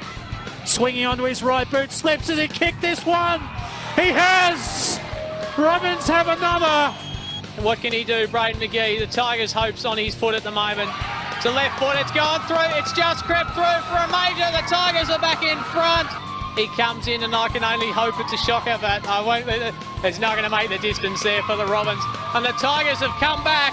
They thought they'd lost it. They thought they'd won it. They got up by a solitary point in the finish here at the TCA ground, and they're off the mark for 2017. Yeah, that's the day. Hobart look jubilant as they come off the ground, coming together as they're faithful in the dugout, and some of their fans coming down as they come off the ground. A wonderful effort from them. Well, ladies and gentlemen, Tube Sailor here with Duff TV, and I'm joined by Cyril, senior coach Jock McGregor. Jock, great. Really challenged us. He's kicked his second. He sure has, and we still can't pronounce his name, but Jacker has kicked his second and keeps Brighton within touch. As Clark is really willing himself into this quarter, and he just needs a couple of friends from Brighton through half forward just to help him out. As now Cyril has the ball back on half back. Walker runs past beautifully, handball received nice, back into the middle of the ground.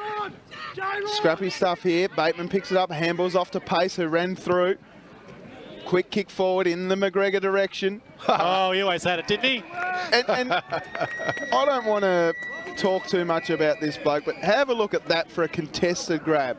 And the Husky that was in the background, we'll see that on the Venice Petroleum replay, actually stopped and watched as Jock McGregor took that mark. And we'll all stop and watch another goal from Jock McGregor. What's That's that, 4? his 5th. Beautiful kick of the footy from Josh Holton.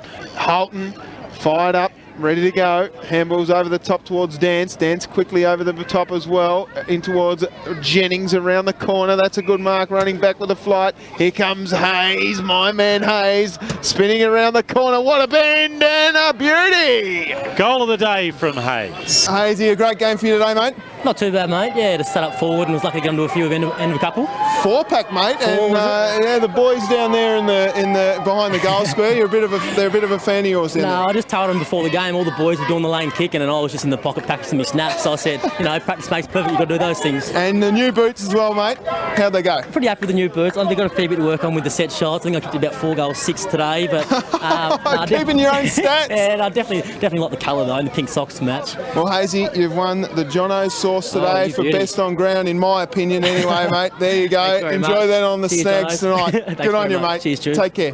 Well done. Well, that's it. Oh, we are here at the Tasmanian Cricket Association ground. It's round 6 in the Southern Football League. That's not his real hair, by the way. It is not Axl Rose, gone rogue. We're about a minute away from kick-off round 6. Looks like Jacob Campbell's got another mark here for the Tigers. He's had a lot early. Wheels onto the right, inside 50. It's long. Looks like it's going to go to Brighton here down the line. Yeah, it's popped out the back to Morrison, who's had a little bit of work to do. The clearing kick's not that effective. Back to Hobart. We see now Langdale gets it on the boot. It's towards square. I think he's got it too. Yeah, no hands on it there, and Sam Reeves lets him know about it. Well, his 3rd or 4th kick here best with the long sleeves. Gets the ball up the centre. Bailey flies.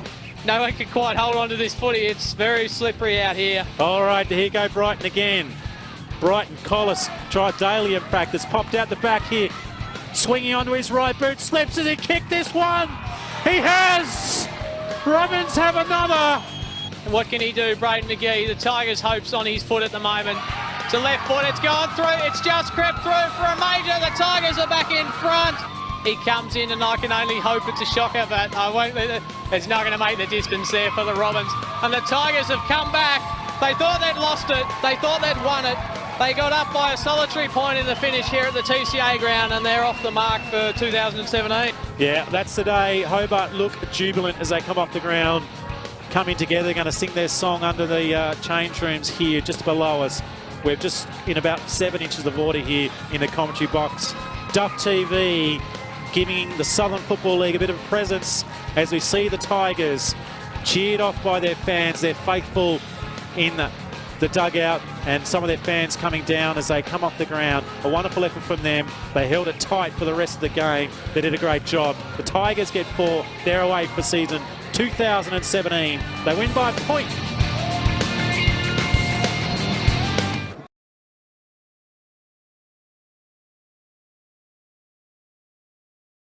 Well, ladies and gentlemen, Tube Sailor here with Duff TV, and I'm joined by... Probably should have called that one a bit better. Any one-liners we can use there, Fish? What would Dennis Cometti say for that one? Oh, special. No, that's Bruce. What would Dennis say? On that? Centimetre perfect. Centimetre perfect. Get my commentators mixed up. Do we get Mark Beck's chin there going in front of the camera? I think we just missed it.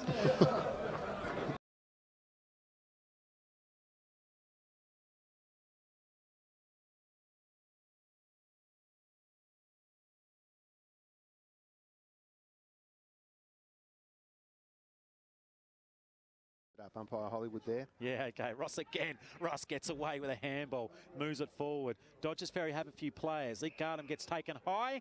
Yes, he does. And I think he's going to get a free kick, and he does. He'll be around 40 metres out. Zeke Gardam played for a few goals. A little run, the boy from the coast. Get a replay on that one. I think I didn't quite see what that was for. No dramas. He got taken on his left shoulder. I don't have a massive problem with that, I don't think, as a player. And some of the old boys here, just the left-hand side of the grandstand, probably would think that's a bit ticky touchwood, but when you're going for the football, you're down on the ground. I think we like to see the umpire blow the whistle and give that as a free kick. So Zeke Gardam lining up from around about 45 metres. That traditional big drop. And the ball's gone very high in the sky. It's marked on the bound, right on the goal square. Might be Clayton, I think. Yes. Welcome here live on Dub TV. The William Leitch Medal count isn't too far away. We've had some pretty big victories so far in both the Lipscomb Medal and the George Watt, and coming up soon will be the William Leitch. However, on my left-hand side is John McCann, the president of the Clermont Football Club. John, welcome tonight. Thanks very much, Aaron. It's a great night. Now, John, you've been instrumental in establishing tonight's count and also this space here. What does it mean for the club having such a good space here at KG5? Oh, well, it's a huge thing for the future of the club. We've made a decision a few years ago that we had to enhance our opportunities for earning income outside of football. We've seen the model on the mainland, embracing other clubs and community groups. We've tried to do that. We're just at the start of a journey, but we've got the building blocks in place. This is a great resource for us going forward.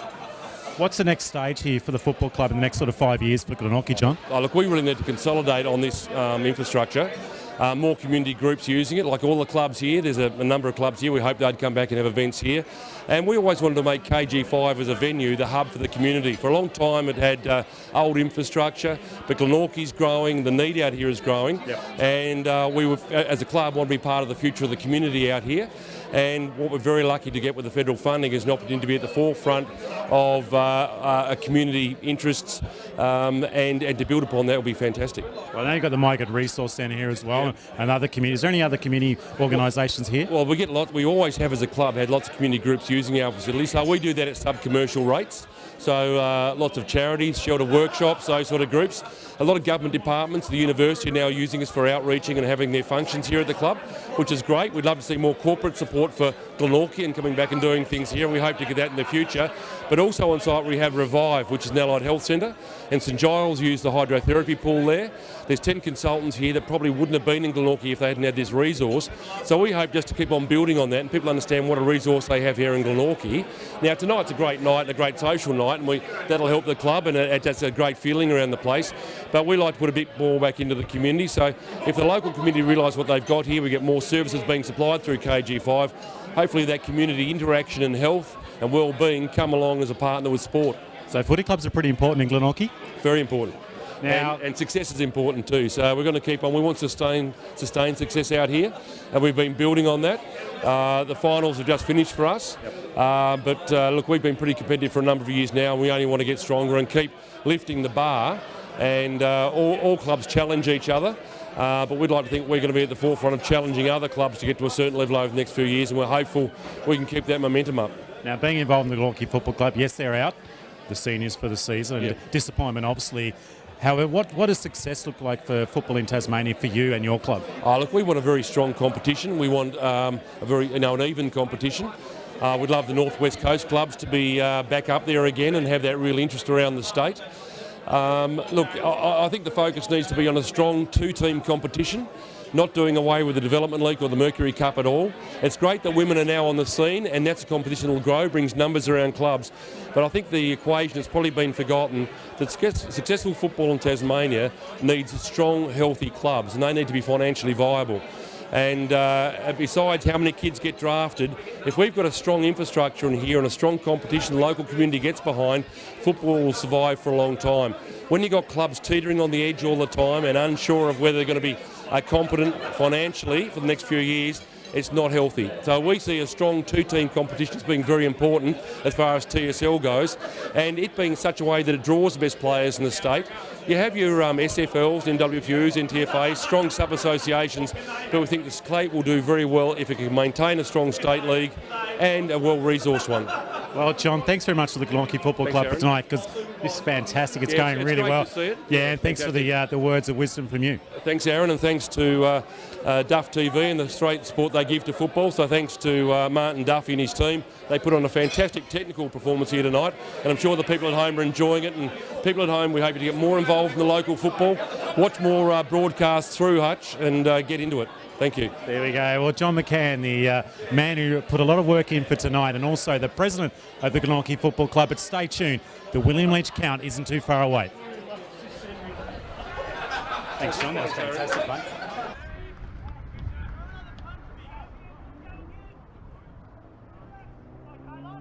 Can't let him sit back. Roscoe, you go.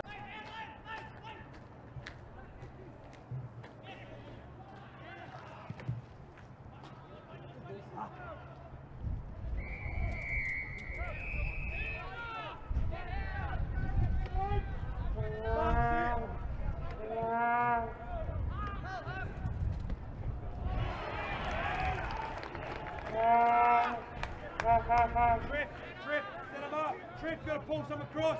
Someone's going to go pocket. Trip, you've got to call someone to the pocket. In front of Roscoe. Roscoe, push forward, then someone will come in behind. Jimmy, come over!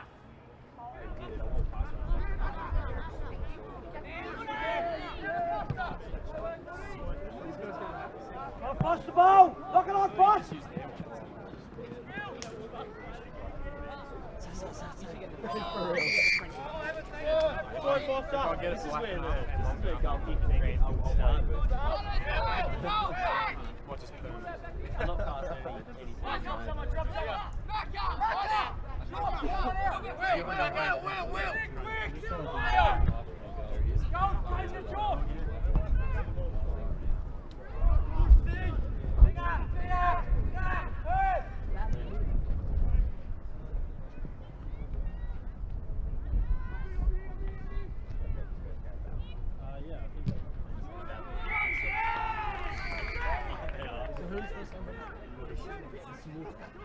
Everyone's like,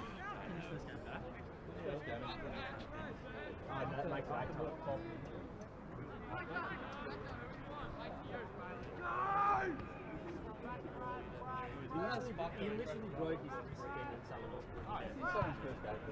He defended someone else, and then someone like take a quick photo, right?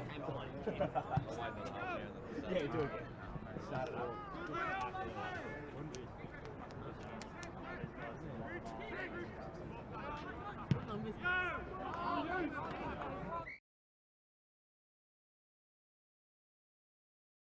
Started again here.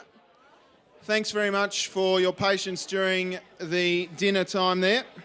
I also just want to quickly pump up the Lucky Door prize, which is in front of you, the blue tickets, but also the raffle.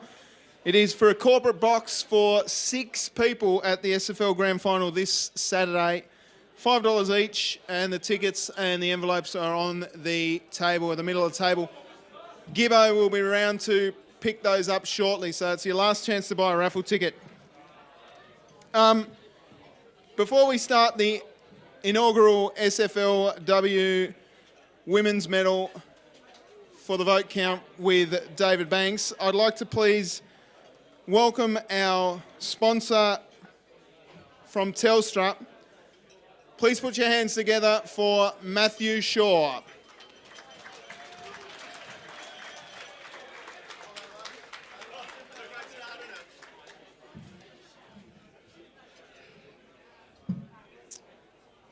Thank you for the warm welcome. Sitting on the table down the front here, I didn't think I was going to get that warm a welcome. I had some different relationships with some of the guys in the room over the footy, the course of the years. But why would someone from Telstra be here to talk to you tonight? What's that got to do with footy?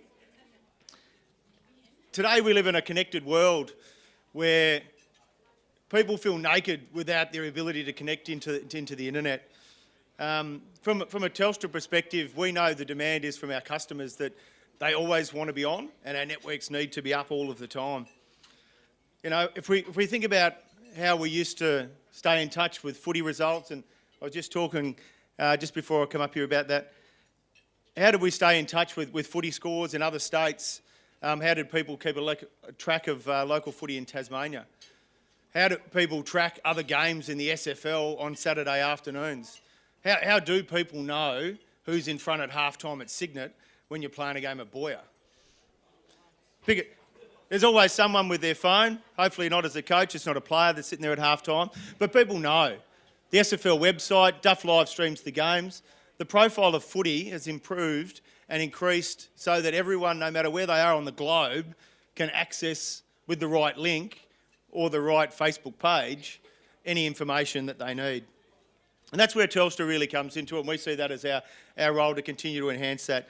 Telstra, no matter what some people may think in the room, is really customer focused, and you've just got to find the right person. As Kieran had a problem on the table here before, and this isn't an open invitation, but if you do have an issue at Telstra, and you can catch me before I run out the door at the end of this speech, then throw me your card, throw me your details, or hit me up, because we're certainly here to help and solve your issues. There's a lot of problems dealing with large companies, but we're certainly here to smooth those out. So what do we do connectivity-wise? I'll just run through some stats for you. Telstra are increasing the 4G footprint, which allows our suppliers with Duff to stream the games and for you to watch them anywhere you like. Probably doesn't help the poor bloke on the gate that wants to take $8 or $10 off you on the way through, but this is sort of the world we live in. Boomer Bay, Carlton, Clifton Beach, Gilston Bay, Honeywood, Lower Snug, Marion Bay, Pondfield, Primrose Sands, Ranelagh, Signet, Sandfly and South Arm, all looking for improved footprint with the 4GX network. Plenty of black spots around as well, and everyone would know where they can't get signal. We work hard with the federal government for funding to close off in the black spot programs. Eggs and Bacon Bay was a successful recipient for that in the first round. And we've got another one for anyone that fishes up the lakes in Brady's Lake. We'll get an improvement in that area by late 2018 as well. Recently, as well, Telstra spent a lot of money upgrading the network out of Tasmania. Now, these things may mean absolutely nothing to you, but it would be when you want to stream game or anything via the internet. The links across Bass Strait used to be 400 gigabits. If you're technically minded, you'll know what that means. 1 terabit's bigger than 400 gigabits, so I can say that's an improvement. More than double the speed. So both the links Telstra have out of Tasmania now at 1 terabit significantly improve customers and our business's ability to be able to send data across. And that's an investment that Telstra has made in light of the NBN rollout. Many of our customers now migrating to NBN and have had slow speeds with ADSL in the past, now experience fantastic speeds with NBN, and their demands now to what they'd like to do have certainly changed. Enough of the sales pitch. Just want to throw it there. Telstra are a proud supporter of the community. SFL is an absolute engager of the community. You see people around that make the effort to come out on a cold day and watch footy. We'd know that crowds at the SFL would certainly be better than the statewide product. I've seen both, and you certainly see more people at local footy. They can engage with players at a local level and really enjoy that. Telstra certainly aim to do that as well. We're an employer of nearly 1,000 people and a major commitment into Tasmania, and a whole heap of people that are out there to help experience and deliver the experiences for Telstra. Just a couple of things we connect into. Big sponsors of the Hobart Chargers and 2,000 primary school kids that go through a program. They're supported the Derby Enduro World Series and have done a significant upgrade to the Derby area to enable them to win the World Mountain Bike Series. And of course, with the SFL, and Madeline mentioned before, $25,000 of in-kind support to clubs for internet connectivity and Foxtel. And I think as one pitch I would leave there, if you've got something that is suitable or you think that Telstra can help your club with, feel free to reach out in through to the SFL to myself and we'll do what we can. There are many opportunities, I think, in footy and being connected, as I've mentioned before, and the great work that Duff does with his live streams.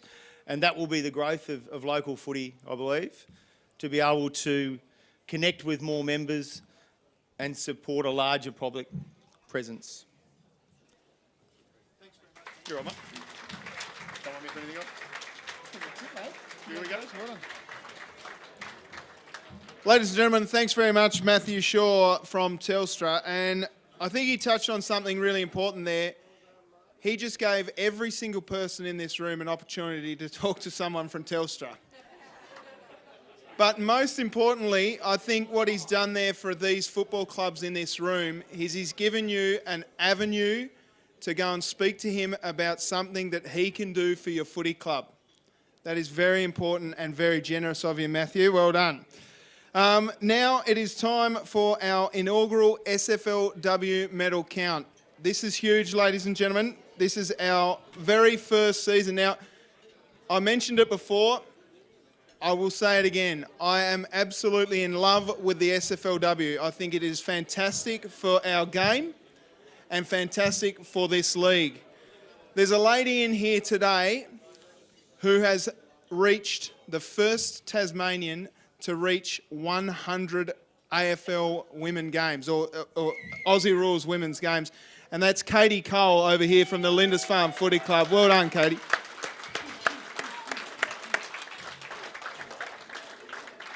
She just gave me daggers there for mentioning that, and no wonder she's terrifying on the footy field. All right, we'll hand over now back to David Banks, our announcer, to run through the SFLW medal count.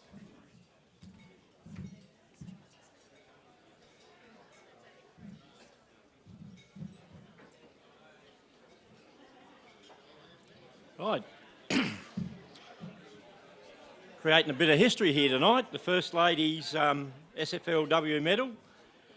Now, when we get to round 3, there is one lady that's got a vote, and if I get a pronunciation right, I'm good.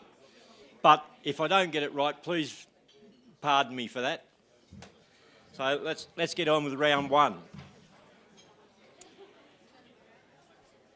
South East Suns versus Lindisfarne. 1 vote, H. Bromfield, Lindisfarne Blues. 2 votes, C. Welsh, Lindisfarne Blues.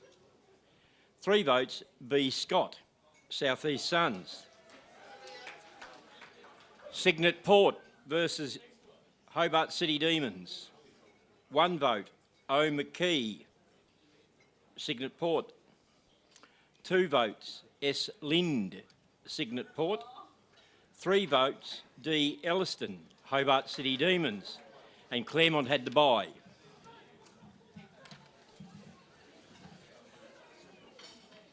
Round 2. Lindisfarne versus Claremont.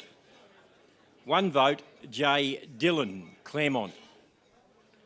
2 votes, K. Cole, Lindisfarne Blues.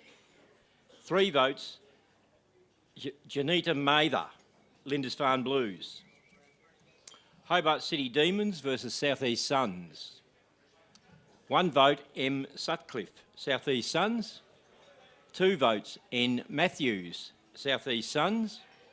3 votes, H. Scott, South East Suns. And Signet Port had the bye. Round 3. Claremont versus Hobart City Demons. 1 vote, J. Dillon, Claremont. 2 votes, T. Stubbs, Hobart City Demons. 3 votes, K. Jeffrey, Hobart City Demons. South East Suns versus Signet Port. Now this is the one that's going to test me. 1 vote, N. Idu Ta'i Teka. Oh, did we go anywhere close? Port Signet. 2 votes, H. Scott, South East Suns. 3 votes, N. Matthews, South East Suns. And Lindisfarne had the bye.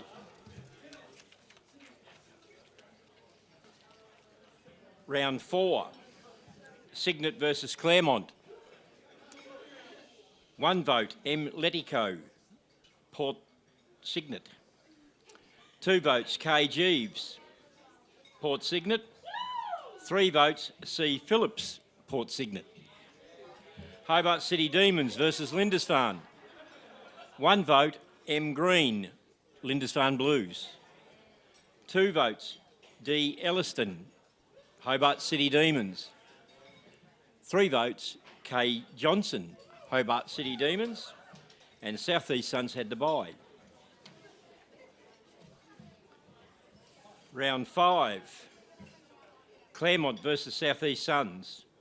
1 vote, N. Matthews, South East Suns. 2 votes, H. Scott, South East Suns. 3 votes, M. Sutcliffe, South East Suns. Lindisfarne versus Signet. 1 vote, H. Pettit, Signet Port. 2 votes, E. Cook, Lindisfarne Blues. 3 votes, Janita Mather, Lindisfarne Blues.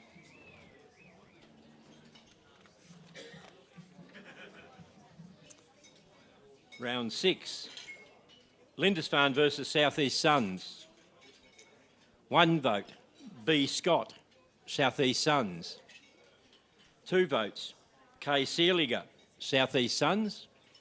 3 votes, H. Scott, South East Suns. Signet Port versus Hobart City Demons. 1 vote, D. Elliston, Hobart City Demons. 2 votes, K. Kelly, Hobart City Demons. 3 votes, K. Jeffrey, Hobart City Demons. And Claremont had the bye.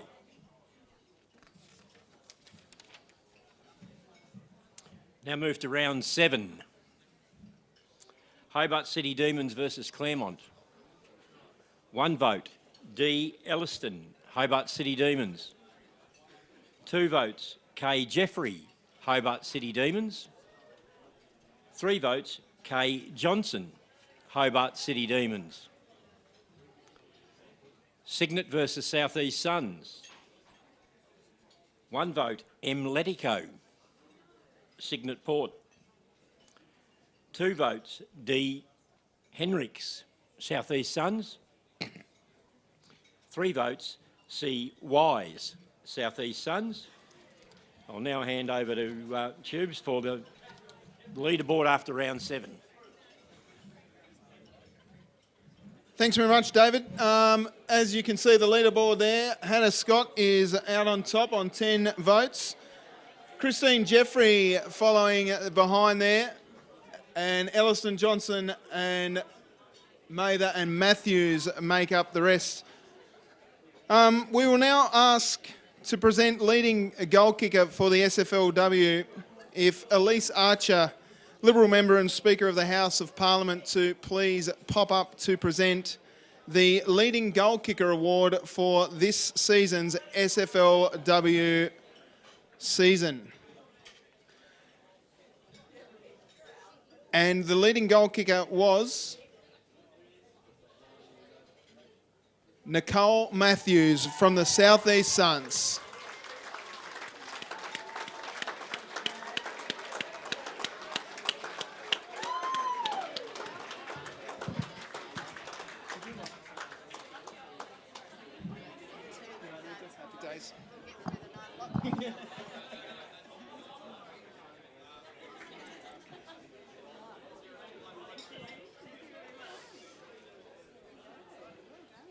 Congratulations, Nicole. Terrific effort. 49 goals, ladies and gentlemen. Unbelievable stuff. How was your season, Nicole? Oh, we've had a pretty good season down at the Sun, so it's been great to be a part of it. So we've really enjoyed it. Now you've got a big game this weekend as well. We certainly do. We're looking forward to it. It's going to be a good one, I reckon, so definitely worth making the way out to North Hobart on Saturday. Yeah, it's a big day out there. There's 4 games coming along. How long have you been playing footy? This is my second season, so I played last year in the TSL just with the South East Suns, and then, so this is my second one. Yeah. Unbelievable, and 49 goals. You've got to be happy with that. Yeah, I'm pretty happy. I wouldn't have done it without the girls feeding them into me all the time, so thanks, girls. And what does it mean for you to be able to play footy? You know, is it a game you love? Is it something you've just taken up, or is it something you want to continue doing? I've always loved footy. I've got a couple of brothers, so I've spent a lot of time around the footy field. My mum wouldn't let me play as a junior, so that's a bit disappointing. We actually spoke about that on the way up, but we're here now when we've got somewhere to go with a path, so for female footy it's awesome and you can't be any more excited. Congratulations, Nicole. 49 goals this year in the SFLW, the inaugural winner of the SFLW Leading Goal Kicker Award. Congratulations and best of luck this Saturday. Thank you. Great stuff there, Nicole. And spoken very well. Now, I will just ask Madeline Ogilvie, President, if you'd like to come up. We're going to draw the lucky door prize, folks.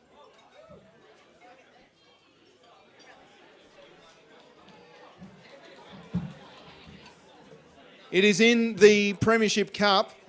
Now, this is the blue tickets, I believe, so... This is courtesy of Edward Windsor. And the award is courtesy of Edward Windsor. Sarah Heathcote from Edward Windsor is donating the award, and the ticket is Z08. Z08. Do we have a winner? Do we need to redraw? Z0... Hang on a minute. Last call for Z8, blue ticket, Z8. Who's this? No? Are you coming up, sir? No, you're just walking through the middle of the room. Excellent. Confusing everyone. Hello, how are you? It might be... No, it's... Telstra's won it, so we're going to redraw. Are you happy to redraw there, Matthew? Yeah, excellent, mate. Redraw. Right, we'll go again. We'll go again. It's another blue ticket. Sorry about that. We have Y16. Y16, where are you? Over here, excellent work. Hold the cup up as well. There we go. Congratulations. This is the cup. We just think you should have a look at it and say how beautiful. Very good. All right, keep it here. What's your name? Tracy. Tracy? Tracy Phillips from the Port Signet Football Club. Congratulations, Tracy. Well done. A nice bottle of Arras there. Beautiful stuff. Thank you very much, Madeline. We will now continue with our count. If you'd like to welcome back David Banks for the inaugural SFLW medal.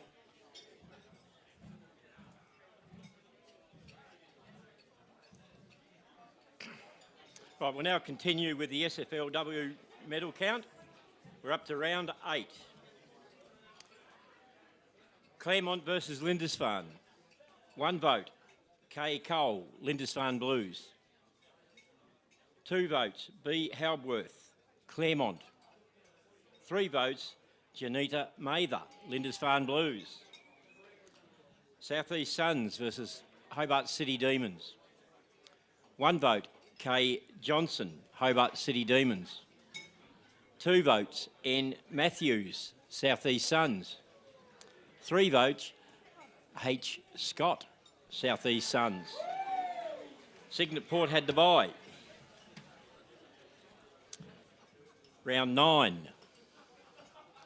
Signet versus Claremont. 1 vote, K. Scottney, Signet Port. 2 votes, K. Jeeves, Signet Port. 3 votes, B. Halbworth, Claremont. Lindisfarne versus Hobart City Demons. 1 vote, D. Elliston, Hobart City Demons. 2 votes, Janita Mather, Lindisfarne Blues. 3 votes, K. Johnson, Hobart City Demons. South East Suns had the bye.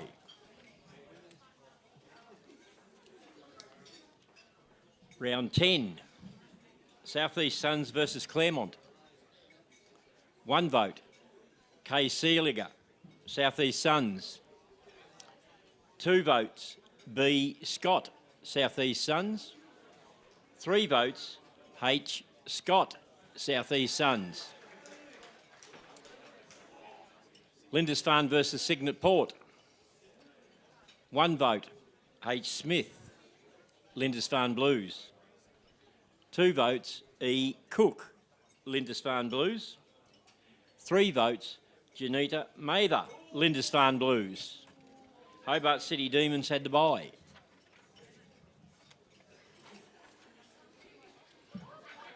Round 11.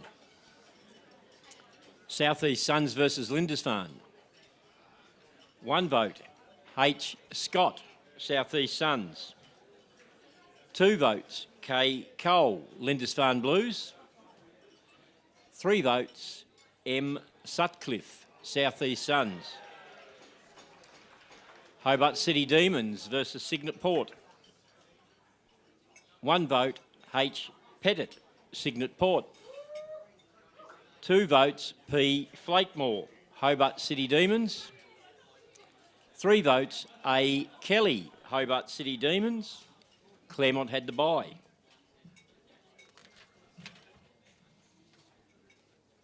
Round 12. Lindisfarne versus Claremont. 1 vote, K. Cole, Lindisfarne Blues. 2 votes, C. Welsh, Lindisfarne Blues. 3 votes, Janita Mather, Lindisfarne Blues. Hobart City Demons versus South East Suns. 1 vote, B. Scott, South East Suns. 2 votes, L. Kessels, Hobart City Demons. 3 votes, N. Matthews, South East Suns.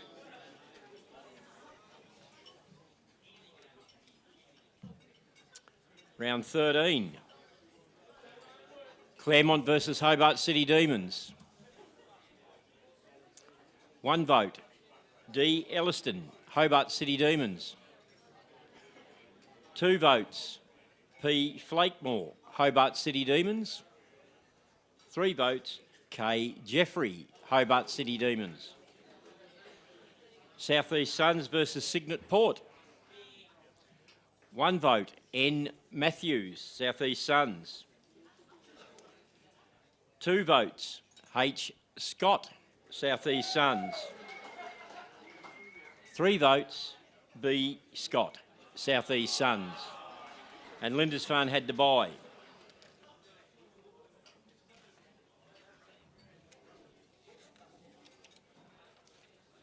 Round 14. Claremont versus Signet. Port. 1 vote, K. Main, Claremont. 2 votes, T. Hales, Claremont.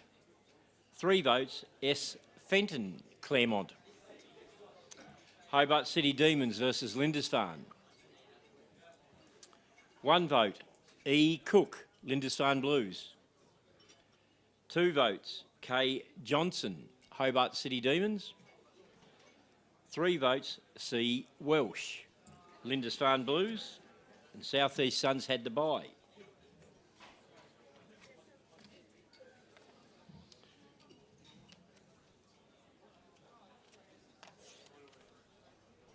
We now move to the final round of the SFL Women's Medal, round 15. Hobart City Demons had to bye. Signet versus Lindisfarne. 1 vote, C. Welsh, Lindisfarne Blues. 2 votes, Jodie Mather, Lindisfarne Blues. 3 votes, Janita Mather, Lindisfarne Blues. Now move to Claremont versus the South East Suns. 1 vote, N. Matthews, South East Suns. 2 votes, H. Scott, South East Suns. 3 votes, B. Scott, South East Suns.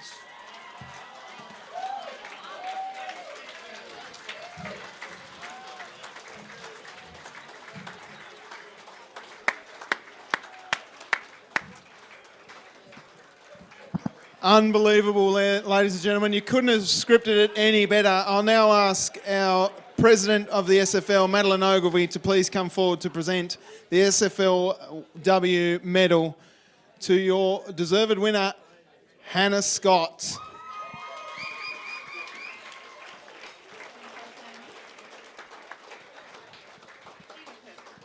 And of course, commiserations, but congratulations as well to all of the girls that have polled votes. Janita Mather, unbelievable season from you. To be pipped by 1 vote is an incredible effort as well. So round of applause for Janita Mather too.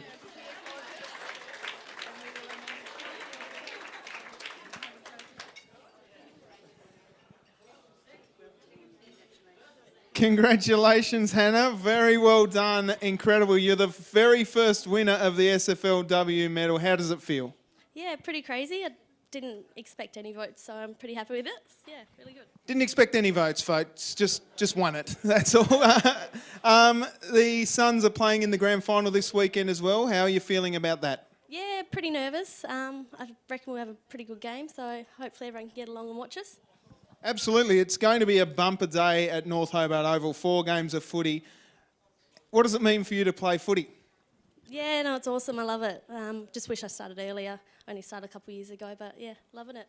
So how many years ago have you been? How many years have you been playing? 2 years. 2 years, not too bad. Brilliant effort. Ladies and gentlemen, your inaugural SFLW medal winner there, Hannah Scott. Congratulations, Hannah. Another round of applause there. Wonderful stuff. Brilliant. Excellent work. Next up, we've got the Sports Trainer of the Year presentation. I'll ask Matthew Shaw. Oh, yep. Oh, this is the SFLW medals for each of the clubs here. So top list there. Nice work there. Jeevesy, good work. Jeevesy. Rightio. We'll give it a bit of time. Janita, smashed it. It's not, it is Janita, isn't it? Or is it janitor? No.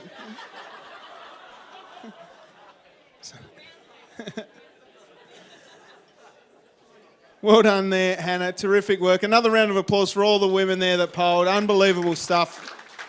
So good to see. As I said, Sports Trainer of the Year presentation. I'll ask Matthew Shaw if you'd like to come up to present the award for Sports Trainer of the Year.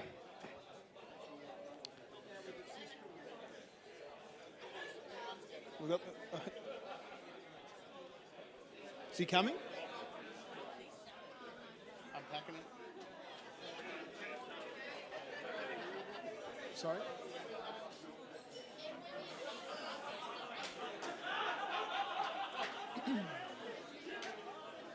Shall I mention the sponsors? So, just up on the screen, ladies and gentlemen, is our Sports Trainer of the Year nominations.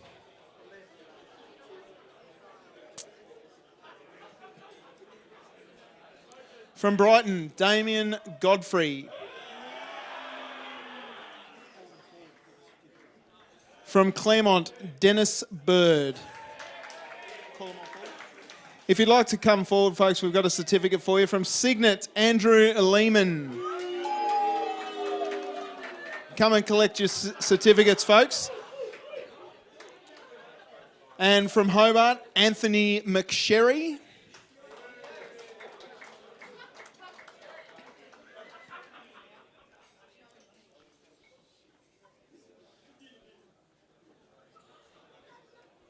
So congratulations to all of our sports trainers.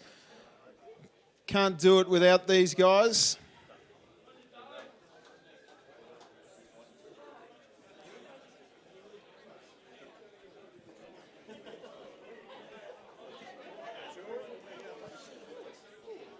But the winner of the Sports Trainer of the Year award for 2017 from Claremont, Dennis Bird.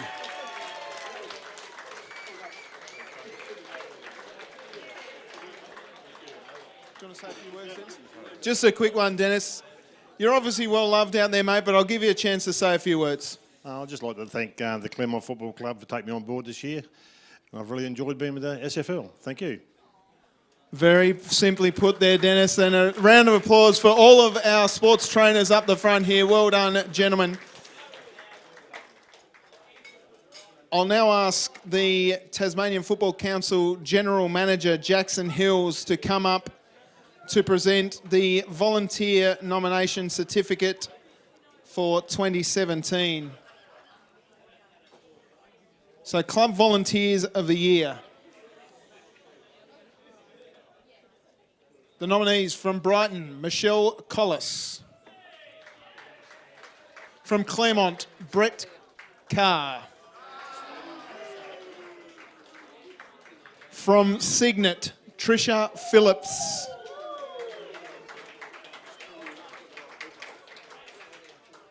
From Dodgers Ferry, Mark Murphy.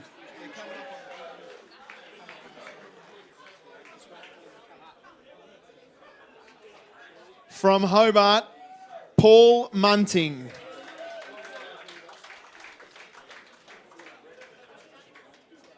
From the Hobart City Demons, Jasmine McLeod.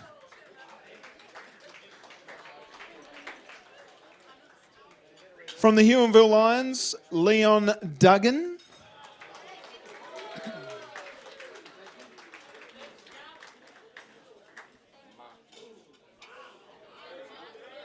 And from Lindisfarne, Barb Phillips.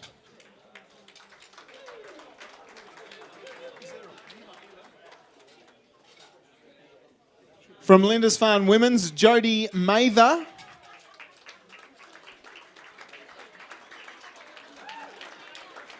And from New Norfolk, Ricky Jackson. From Cyril, Bruce Johnson.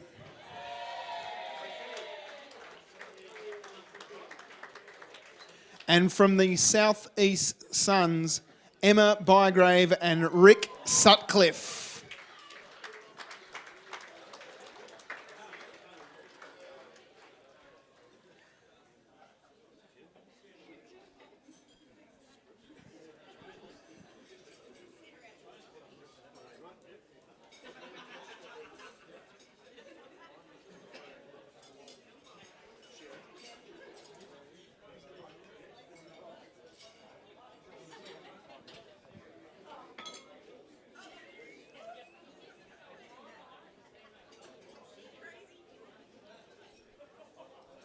Ladies and gentlemen, please put your hands together for the Club Volunteers of the Year.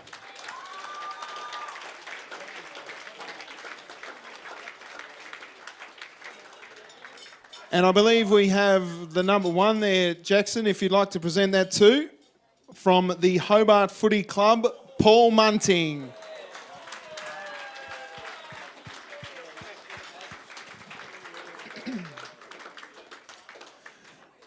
Ladies and gentlemen, I'm sure all of you know what it is to be a volunteer, and these guys put their heart and soul into your footy clubs, and you should be thankful that you have as many great people as that. If you'd like to step up, Paul, and just give us a little chat about your involvement at the Hobart Footy Club. Oh, do what you need. Love the people, love the game. Thank you. Good on you, Paul. Excellent work, mate. And we love people like you too. Congratulations to all of our winners. And best of luck in the finals in the future. And footy clubs don't function without volunteers, folks. So another round of applause for these terrific people.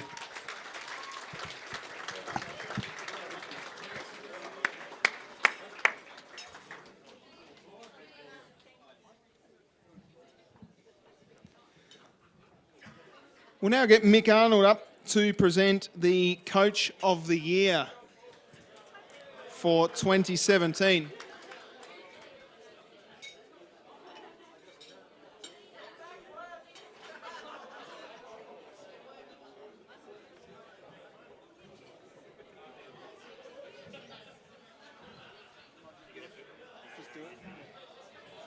So the Coach of the Year for 2017 goes to a man from the Hobart Footy Club, Will Perry.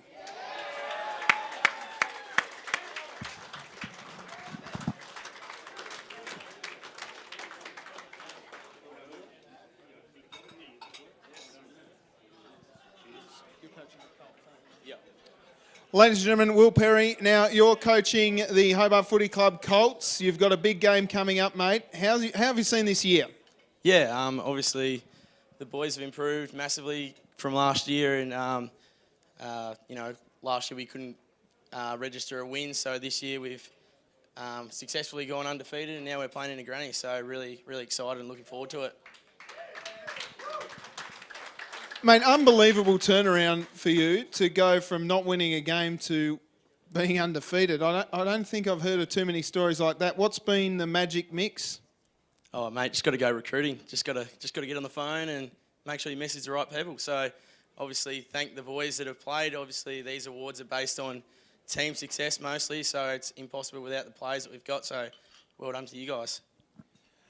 Mate, you've got some superstars in your side. You've got a big game this weekend. Any messages out there for the boys or for your opponents, perhaps? Oh, just we play our best footy, we don't lose, so let's get it done. Big talk there from Will Perry, the Coach of the Year. Congratulations, Will. Excellent work. Well, be sure to get there early for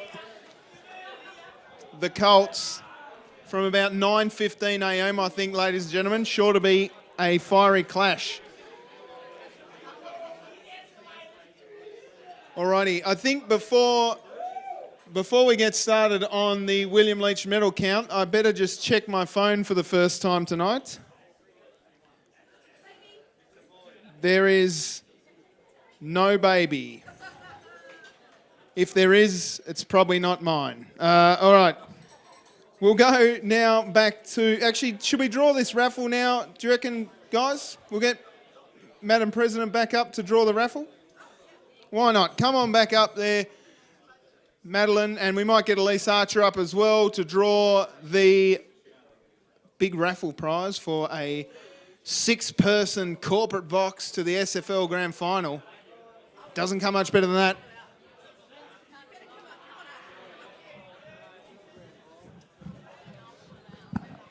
There we go. Look at this teamwork, bipartisan right here. This is beautiful.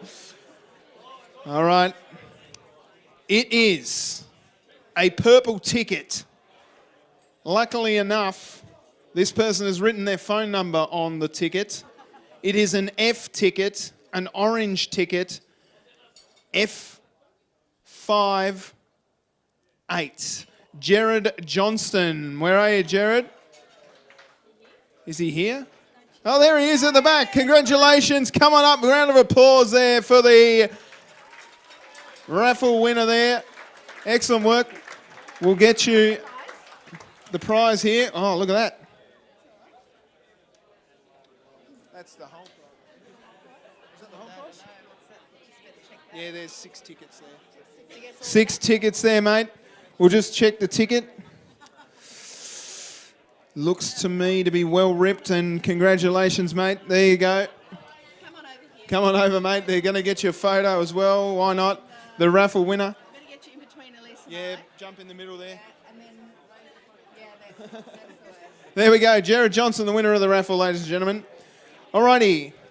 We'll move right along now to the medal of the night, the namesake, the William Leitch Medal Count, and we'll cross back to David Banks to get us underway.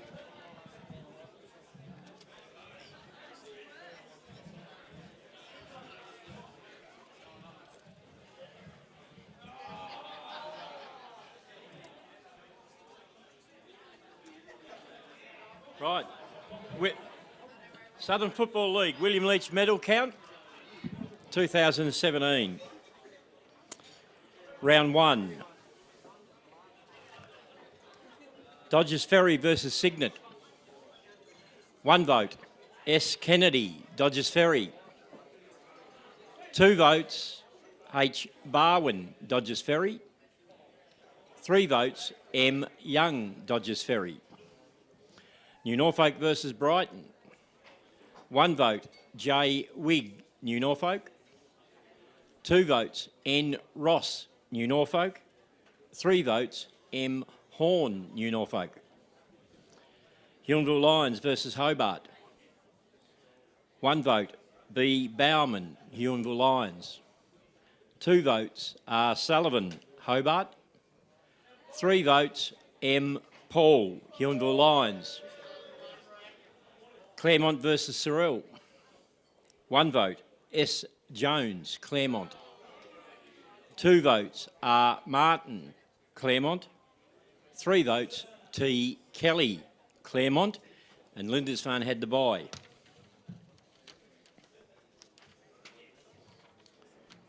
Round 2, Lindisfarne versus Dodgers Ferry. 1 vote, J. Siggins, Dodgers Ferry. 2 votes, S. Kennedy, Dodgers Ferry.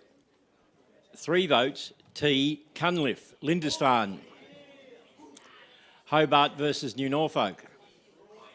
1 vote, M. Parker, New Norfolk. 2 votes, N. Ross, New Norfolk. 3 votes, J. Laycock, New Norfolk. Cyril versus Huonville Lions. 1 vote, D. Chapman, Cyril. 2 votes, C. Elliott, Huonville Lions. 3 votes, M. Paul, Huonville Lions. Signet versus Claremont. 1 vote, W. Ford, Signet. 2 votes, A. Palmer, Signet. 3 votes, B. Barwick, Claremont, and Brighton had the bye. Round 3, Dodgers Ferry versus Brighton. 1 vote, R. Bailey, Brighton. 2 votes, J. Murphy, Dodgers Ferry. 3 votes, W. McAdam, Dodgers Ferry. New Norfolk versus Cyril. 1 vote, M. Horn, New Norfolk. 2 votes, J. Wigg, New Norfolk. 3 votes, N. Ross, New Norfolk. Huonville Lions versus Claremont. 1 vote, L. Green, Claremont. 2 votes, S. Jones, Claremont.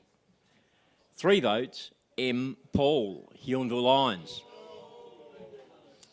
Signet versus Lindisfarne. 1 vote, T. Clark, Lindisfarne. 2 votes, A. Palmer, Signet. 3 votes, K. Miller, Lindisfarne. Hobart had the bye.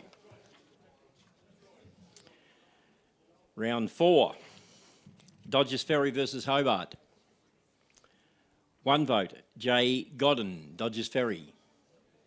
2 votes, M. Young, Dodgers Ferry. 3 votes, J. Siggins, Dodgers Ferry. Claremont versus New Norfolk.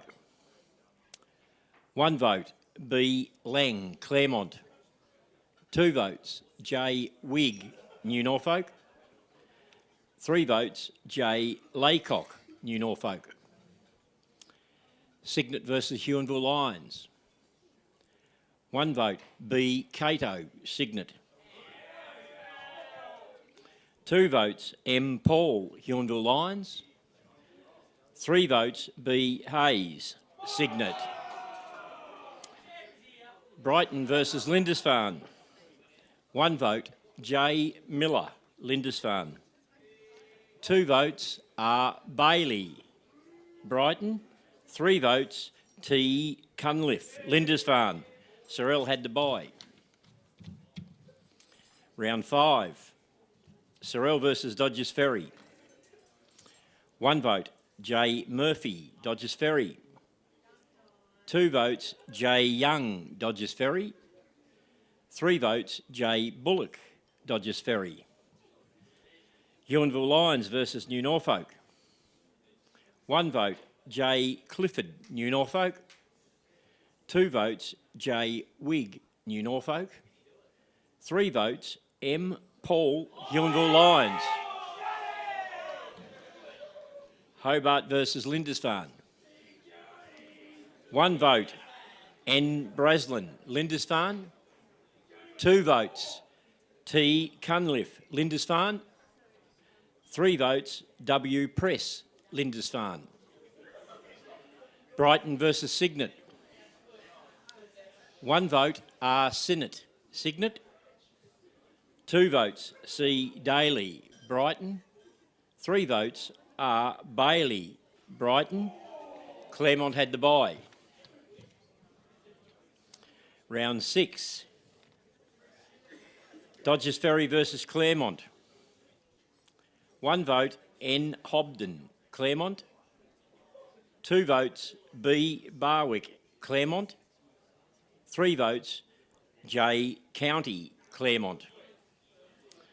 New Norfolk versus Signet. 1 vote, N. Ross, New Norfolk. 2 votes, W. Ford, Signet. 3 votes, M. Horn, New Norfolk. Cyril versus Lindisfarne.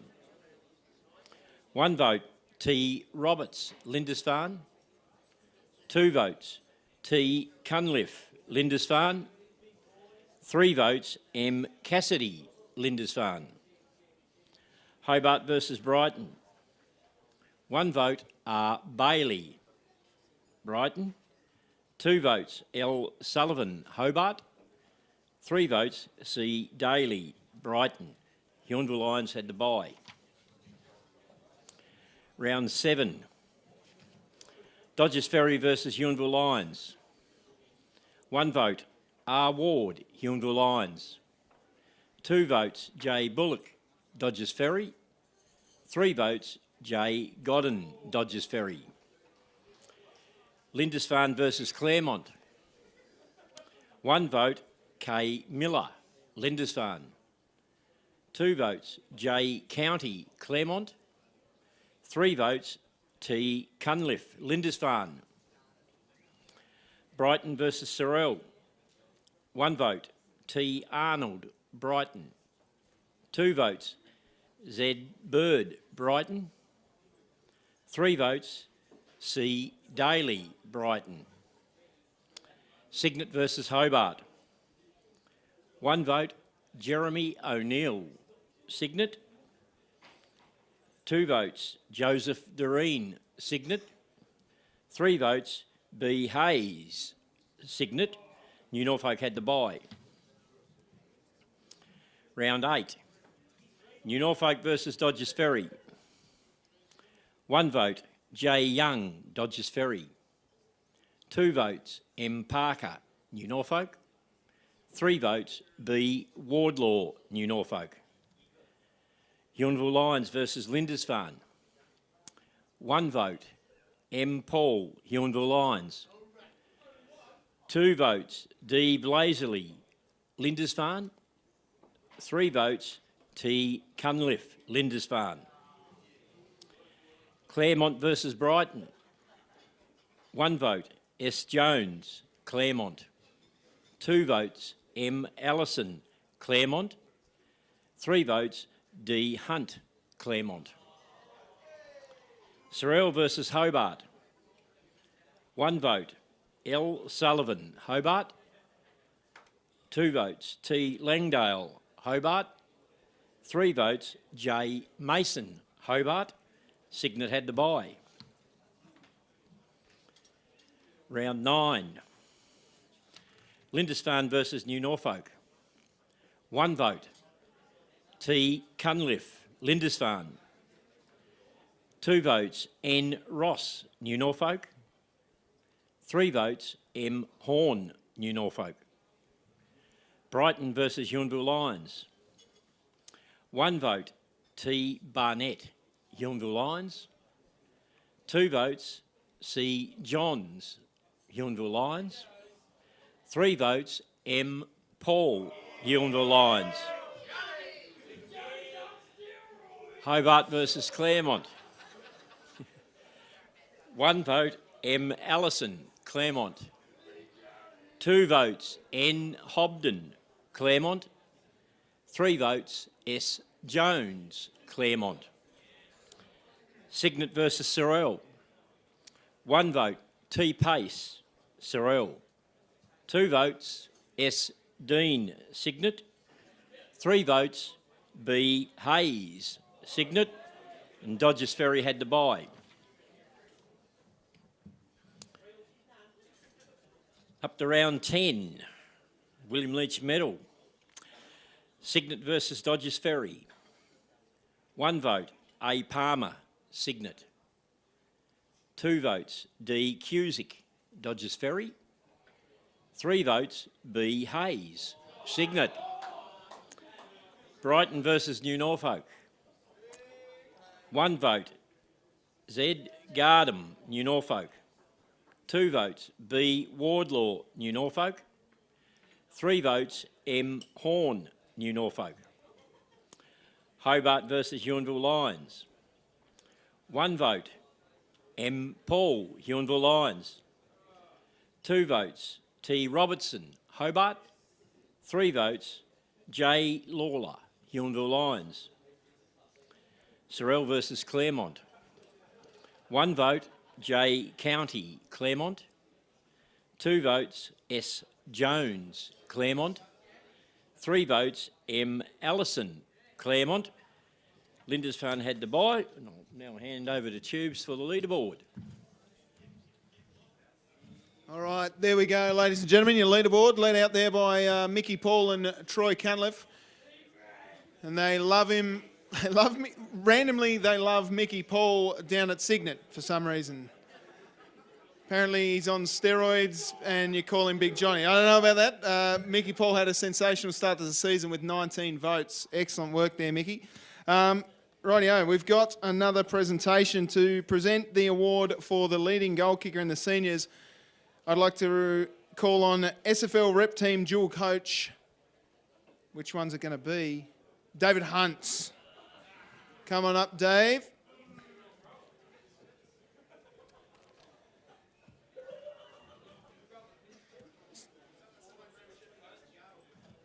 And the leading goal kicker in the SFL Seniors goes to Michael Cassidy with a huge amount of goals, 64, only just pipping Jackie Crossan by 1 goal. And Van Cranen languishing down the bottom there on 51. Well done, mate. A big season for you. Yeah, it wasn't too bad. Obviously, the boys have been playing well and getting the ball down. Mate, 64 goals, nothing to be sneezed at. And you're well supported down there by Van Cranen. He'll love a bit of airtime too today. So, no, he pops up and kicks his sneaky couple. So, he's going well. Big game this weekend, mate. How do you see it playing out? New Norfolk are very strong. Yeah, mate. Obviously, they're the benchmark for the season. So, look, we'll go out and hopefully play our game and hopefully come home with the chocolates. Well done, mate. Best of luck for Saturday afternoon. Ladies and gentlemen, your leading goal kicker, Michael Cassidy. We've also got another presentation, and it'll be your SFL rep team dual coach, Daniel Willing, to come up and present the Hodgman Medal winner for the best player in the SFL rep game. Now, this was played up in Ulverston earlier in the year, and it was wet, very wet. And the Hodgman Medal winner is Braden Hayes. Come on up, Braden.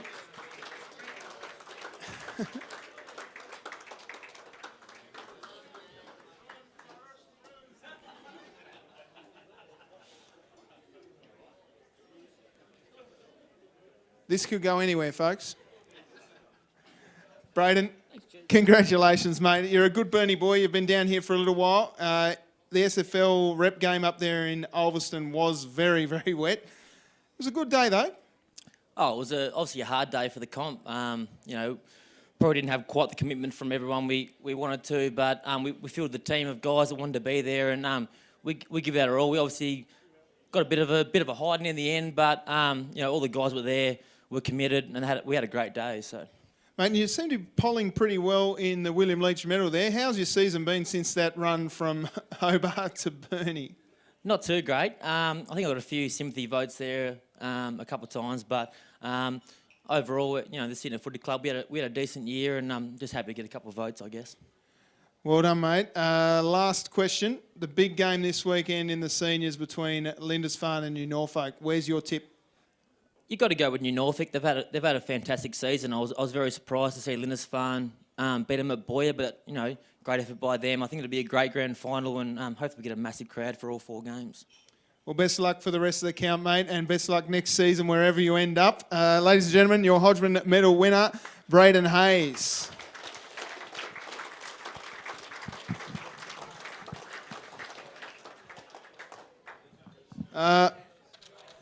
We will now cross back to David Banks for the rest of the count.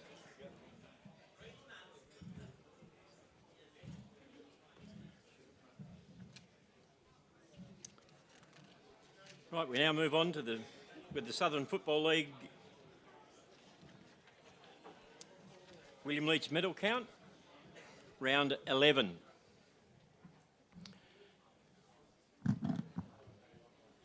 Dodgers Ferry versus Lindisfarne. 1 vote, M. Young, Dodgers Ferry. 2 votes, W. Press, Lindisfarne. 3 votes, T. Cunliffe, Lindisfarne. New Norfolk versus Hobart. 1 vote, M. Parker, New Norfolk. 2 votes, T. Robertson, Hobart. 3 votes, J. Laycock, New Norfolk. Untitled Lions versus Cyril. 1 vote, R. Gregson, Cyril. 2 votes, M. Paul, Untitled Lions. 3 votes, J. Lawler, Untitled Lions. Claremont versus Signet. 1 vote, J. Halton, Signet. 2 votes, B. Halton, Signet. 3 votes, B. Hayes, Signet. Brighton had the bye. Round 12, Brighton versus Dodgers Ferry. 1 vote, J. Murphy, Dodgers Ferry. 2 votes, D. Cusick, Dodgers Ferry. 3 votes, C. Daly, Brighton. Cyril versus New Norfolk. 1 vote, M. Horn, New Norfolk. 2 votes, R. Belcher, New Norfolk. 3 votes, N. Ross, New Norfolk. Claremont versus Huonville Lions. 1 vote, M. Paul, Huonville Lions.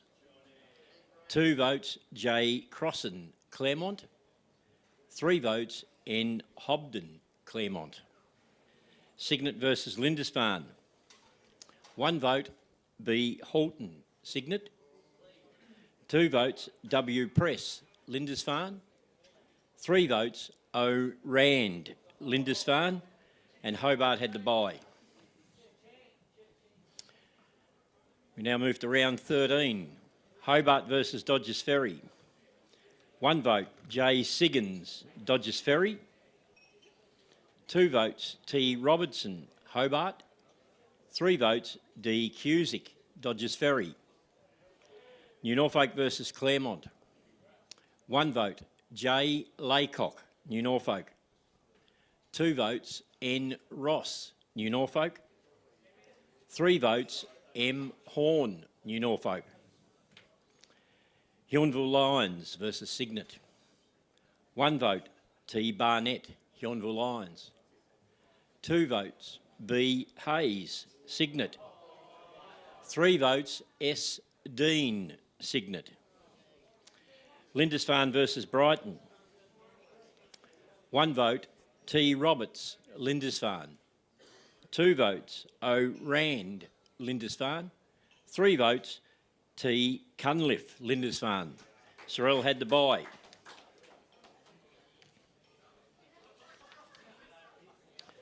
Round 14, Dodgers Ferry versus Cyril. 1 vote, D. Cusick, Dodgers Ferry. 2 votes, J. Godden, Dodgers Ferry. 3 votes, I. Bennett, Dodgers Ferry. New Norfolk versus Huonville Lions. 1 vote, N. Clayton, New Norfolk. 2 votes, M. Horn, New Norfolk. 3 votes, J. Wigg, New Norfolk. Lindisfarne versus Hobart. 1 vote, S. Reeves, Hobart. 2 votes, M. Smith, Lindisfarne. 3 votes, T. Cunliffe, Lindisfarne. Signet versus Brighton. 1 vote, S. Dean, Signet. 2 votes, D. Millhouse, Signet. 3 votes are Jennings, Signet, and Claremont had the bye. Round 15, Claremont versus Dodgers Ferry. 1 vote, L. Green, Claremont. 2 votes, B. Barwick, Claremont. 3 votes, M. Allison, Claremont. Signet versus New Norfolk. 1 vote, M. Horn, New Norfolk. 2 votes are Heron, New Norfolk. 3 votes, N. Ross, New Norfolk. Lindisfarne versus Cyril. 1 vote, J. Anning, Lindisfarne.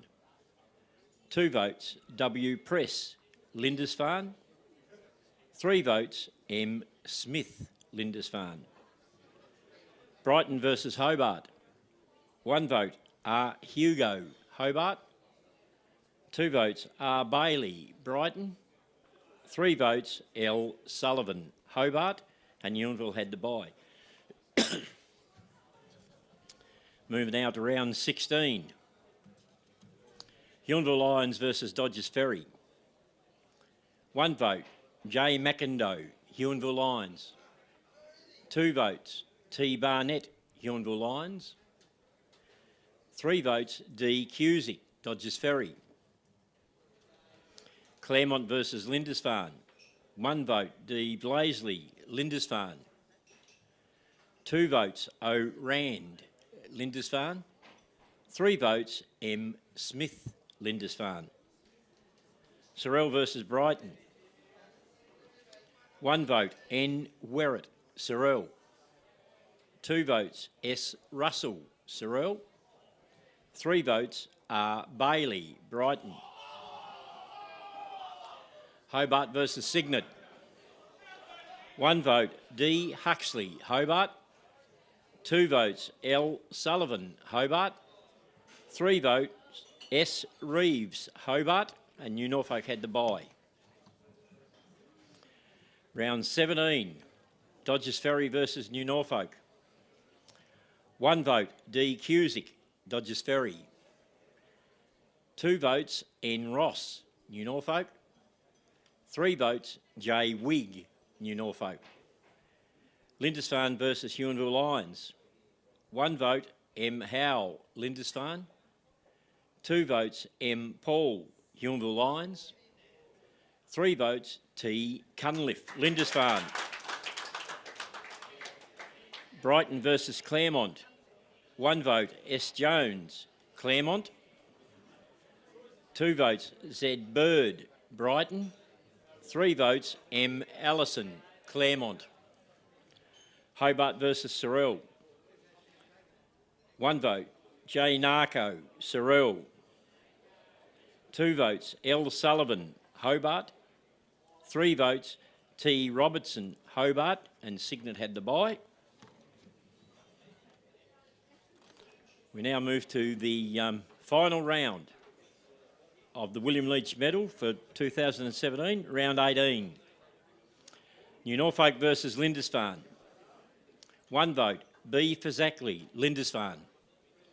2 votes, N. Clayton, New Norfolk. 3 votes, J. Wigg, New Norfolk. Huonville Lions versus Brighton. 1 vote, C. Johns, Huonville Lions. 2 votes, B. Sullivan, Huonville Lions. 3 votes, A. Vincent, Huonville Lions. Claremont versus Hobart. 1 vote, A. Bennett, Claremont. 2 votes, J. Grant, Claremont. 3 votes, M. Allison, Claremont. Cyril versus Signet. 1 vote, A. Palmer, Signet. 2 votes, M. Doreen, Signet. 3 votes, B. Halton, Signet. That is the end of our count, and I'll hand over to Tubes.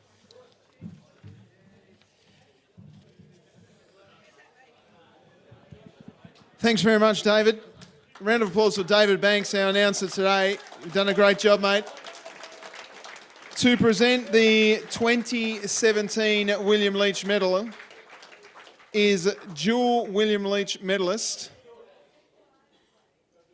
Nathan Ross. He doesn't know that he's doing it, but if you could come up, Nathan. Round of applause for Nathan Ross. He won the William Leitch Medal in 2011 and 2013.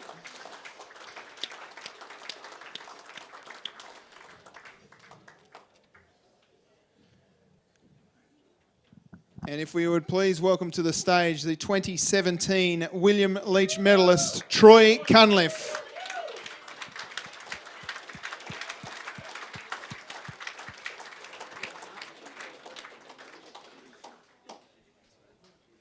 Thanks, Nathan. Troy, congratulations, mate. Back-to-back winner, ladies and gentlemen. Round of applause for Troy. Now, Troy, I know the individual stuff isn't big on your radar, mate, but it must be nice to go back-to-back. Yeah, it is nice. You don't play for these sort of things, but you take them. And can I just say to Mickey Paul, that's a bloody good effort, mate. To poll that many votes in a team that didn't make finals, that's a massive effort. So well done to Mickey. Yeah, great work there, Troy, to recognise people, your peers there. Of course, Horn, Ross and Hazy, who's now sculled 15 beers or whatever it is per vote. And Wig and Marty Allison as well from Claremont had a great season too. Like I said, mate, you've got a big dance this Saturday and the boys are fired up and ready to go. Yeah, we're excited. It's a bit more relaxed this year. We're just taking as it comes. I don't think a lot of people expect us to win. Norfolk's been the benchmark this year, so we're just really excited to get out there, and it should be a bloody good game, so looking forward to it. Now, is there anyone you'd like to thank before we wrap this up, mate? Yeah, just my teammates. I bet they're all watching, and the ones over there. Definitely couldn't have won this without you guys. Coach, Daniel, everyone at the footy club. Definitely my mum and dad. Mum will probably be watching this. My beautiful wife, Nikki, who's here tonight. Thanks for all your support. And two little fellas, my two little boys that haven't really talked about much. This one's for you guys, so I love you all. Thank you. Well done, Troy. Congratulations, mate. Well done, and best of luck on Saturday for the big grand final. Back to back, ladies and gentlemen, incredible stuff. Now, we've got a couple more awards before we do just wrap up our formalities. To present the award for the Huon News Media Award, could we please put our hands together from the Huon News, Christy Harrison.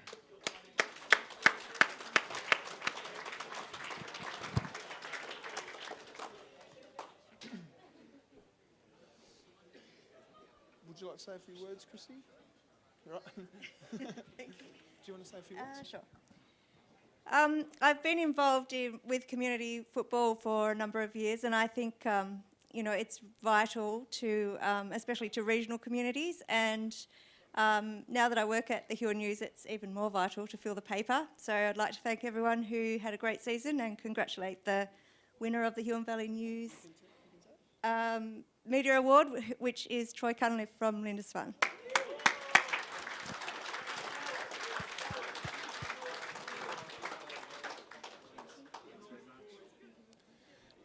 Do you want to say anything before you go there, Troy? Obviously, that's a mighty big clock you've got there, mate. It's lovely, isn't it? It's a beautiful bit of timber, this one. Yeah, it's very nice, so thank you. Mate, the Huon Valley News are fairly well involved in regional footy down there in the Huon Valley. It's a big part of the landscape as far as the SFL goes, being involved in the media. You've done a great job. You'll be recognised amongst your peers as the best as far as the Huon Valley News. You can see the second to, it was pretty much mirrored the William Leitch Medal, mate. Congratulations, and as I said, best of luck this weekend. Good on you, Troy. Round of applause for the Huon Valley News Media Award there, Troy Cunliffe. Next up, our final award of the night before we quickly wrap up is the Bibby Shield. Now, the Bibby Shield goes to the club that, for the most points at the end of the season proper.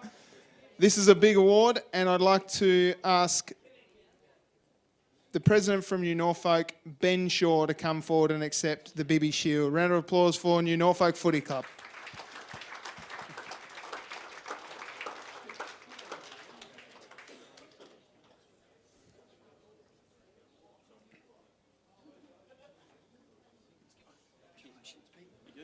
Congratulations, Ben. A great job there, mate. And there's the shield there. You might need a big truck to get that one out. But how's the season been out there at New Norfolk? Thank you. You probably won't get that back for about 25 minutes. But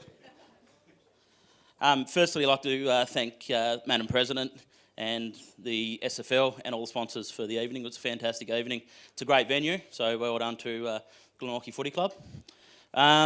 Secondly, I'd like to say, before I answer your question, the New Norfolk Footy Club are extremely humbled to actually get this award again this year. We've actually had it in our trophy cabinet quite a few times over the last probably 10 or 15 years. But some of you may not know, and this isn't any disrespect to any other club, and you know, I sincerely say this, we were really on the rocks last year as a footy club. Some people probably delighted in the fact that we dropped back down. Some people probably didn't even realise. But last year our Colts didn't finish last on the ladder. Our reserves finished last on the ladder. We forfeited quite a few games in the Colts. We should have forfeited quite a few games in the reserves. So to come back this year, have our reserve teams finish the season undefeated, the home and away season undefeated, and playing off in the grand final, and having our under-18 team narrowly losing the preliminary final last weekend is a huge effort for our club. And I'd like to thank all of our board members, all of our volunteers and all the players that turned back up this year. It's absolutely fantastic. The reason I wanted to highlight this is a little bit of a political reason, I guess, for the heavyweights sitting here on the front table, is highlight the fact of just how on the line the clubs in the SFL are to being really successful and really great one day to really, really struggling the next week, or the next year, or the next day. So we welcome the fact that the SFL and the Tasmanian Football Council have actually put the new initiative in with the hubs, and we really, and I think I could probably speak for many of the presidents in the room, we really hope this has a lot of teeth and it really looks at the future of the SFL and football in southern Tasmania, because the clubs are struggling, even the ones that seem really, really successful out there. So hopefully you guys can do a really good job and save footy. Well put there, Ben. It is really important to have passionate people like yourself, mate, involved in local community football. I'm a big advocate for it and I love it, and we're very, very lucky to have so many clubs. And like you say, some clubs do struggle year to year, but your club this year has smashed it, and you've got some teams represented in the seniors and the reserves, and as you said, narrowly missing out in the Colts and the prelim. How are the boys shaping up for coming into Saturday? Yeah, I think they're all pretty relaxed. Quite a few of the senior boys have been there before. Quite a few of the reserve boys have actually been there in senior premierships and reserve premierships before. So yeah, no, I think they're going on quite nicely. So I think Matches has got him up at the PCYC in the sauna tonight, so he'd be pretty happy for the mention. So. Alrighty, ladies and gentlemen, we might need to get a fork truck in to get the bibby shield out of here, but yeah, right. You got a weapon out the back there. Big Wep, no worries. We'll get him up here to give you a hand. Ladies and gentlemen, President of the Norfolk Footy Club, Ben Shaw.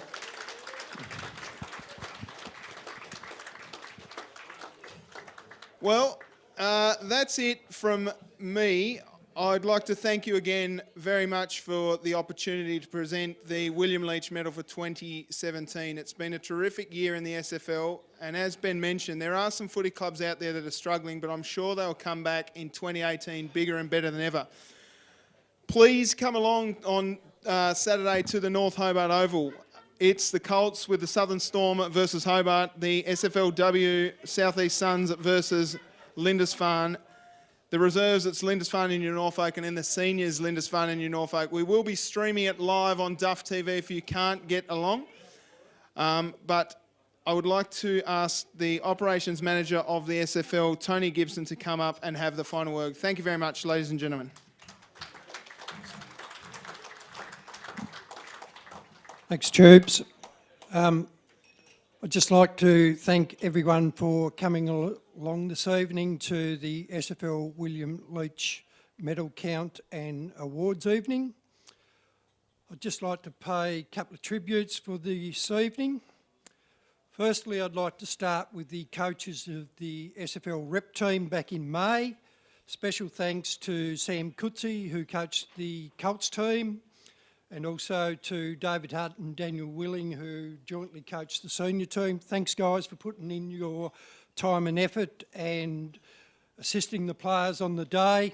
Thanks to all those players that were selected and participated. I'm sure that you did everything that you could to play to the best of your ability. For tonight, I'd like to thank Tubes for being the MC. Thanks, Tubes.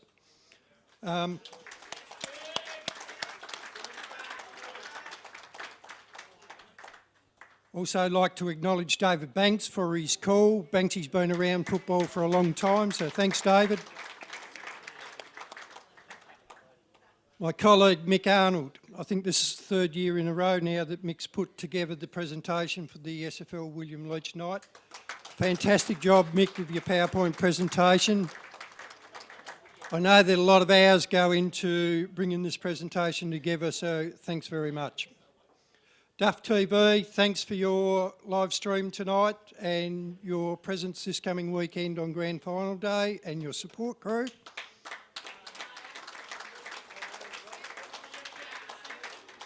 Congratulations to all the medal winners this evening and the award winners. Obviously, you've all had great seasons, and in respect to the coaches, volunteers, trainers, etc., the work that you people do behind the scenes does not go unnoticed, and everyone truly thanks you.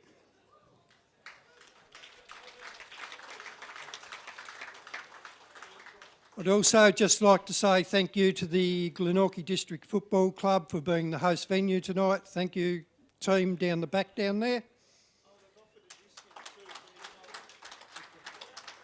And just finally, to repeat what Tube said, everyone get along to the SFL Grand Final Day on Saturday. First game kicks off at 8:55. Sorry, Storm guys, you've got an early rise, but you'll probably have a sleepless night anyway, so better to be up early and at it.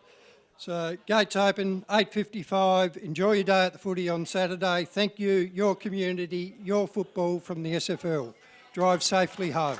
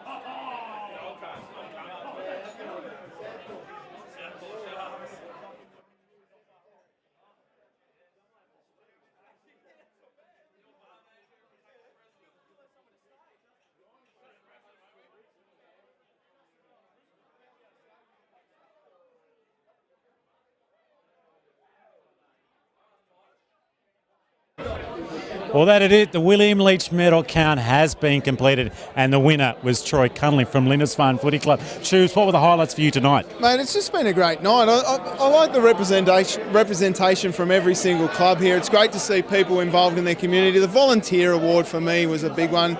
Footy clubs don't survive without players with people like that, do they? You know, the local community feel around every single footy club here in the SFL is just terrific, isn't it? Absolutely, and we had a bit of a really interesting call out from the Colts coach from Hobart, who revved it up and said if they play their best footy, they're going to get a win. So he's put it out onto air. But been a fantastic night. We've had some great comments, and wonderful just to go through some of the award winners tonight from tonight's count. Yeah, we'll start with the Lipscomb medal, obviously. Lipscomb medal, sorry. That goes to Lockie Plummer from the Colts. The George Watts medal for the Reserves, that went to Adam Whitford from Brighton. The SFLW medal, the inaugural one, went to Hannah Scott from the South Coast Suns. And, of course, the big one, the William Leitch medal, went to Troy Cunliffe. Back-to-back for him. It's great to see him. It'll be great to see him again running around on the Grand Final day. Big game on Saturday. Yeah, well, there it is. So, Norfolk versus Lindisfarne in the SFL Grand Final on Saturday at North Hobart Oval. Troy Cunliffe's gone back-to-back, and that is from Duff TV. Thanks from Tubes. Take care, guys. We'll see you on Saturday. Yes, and we'll see you soon on Duff TV.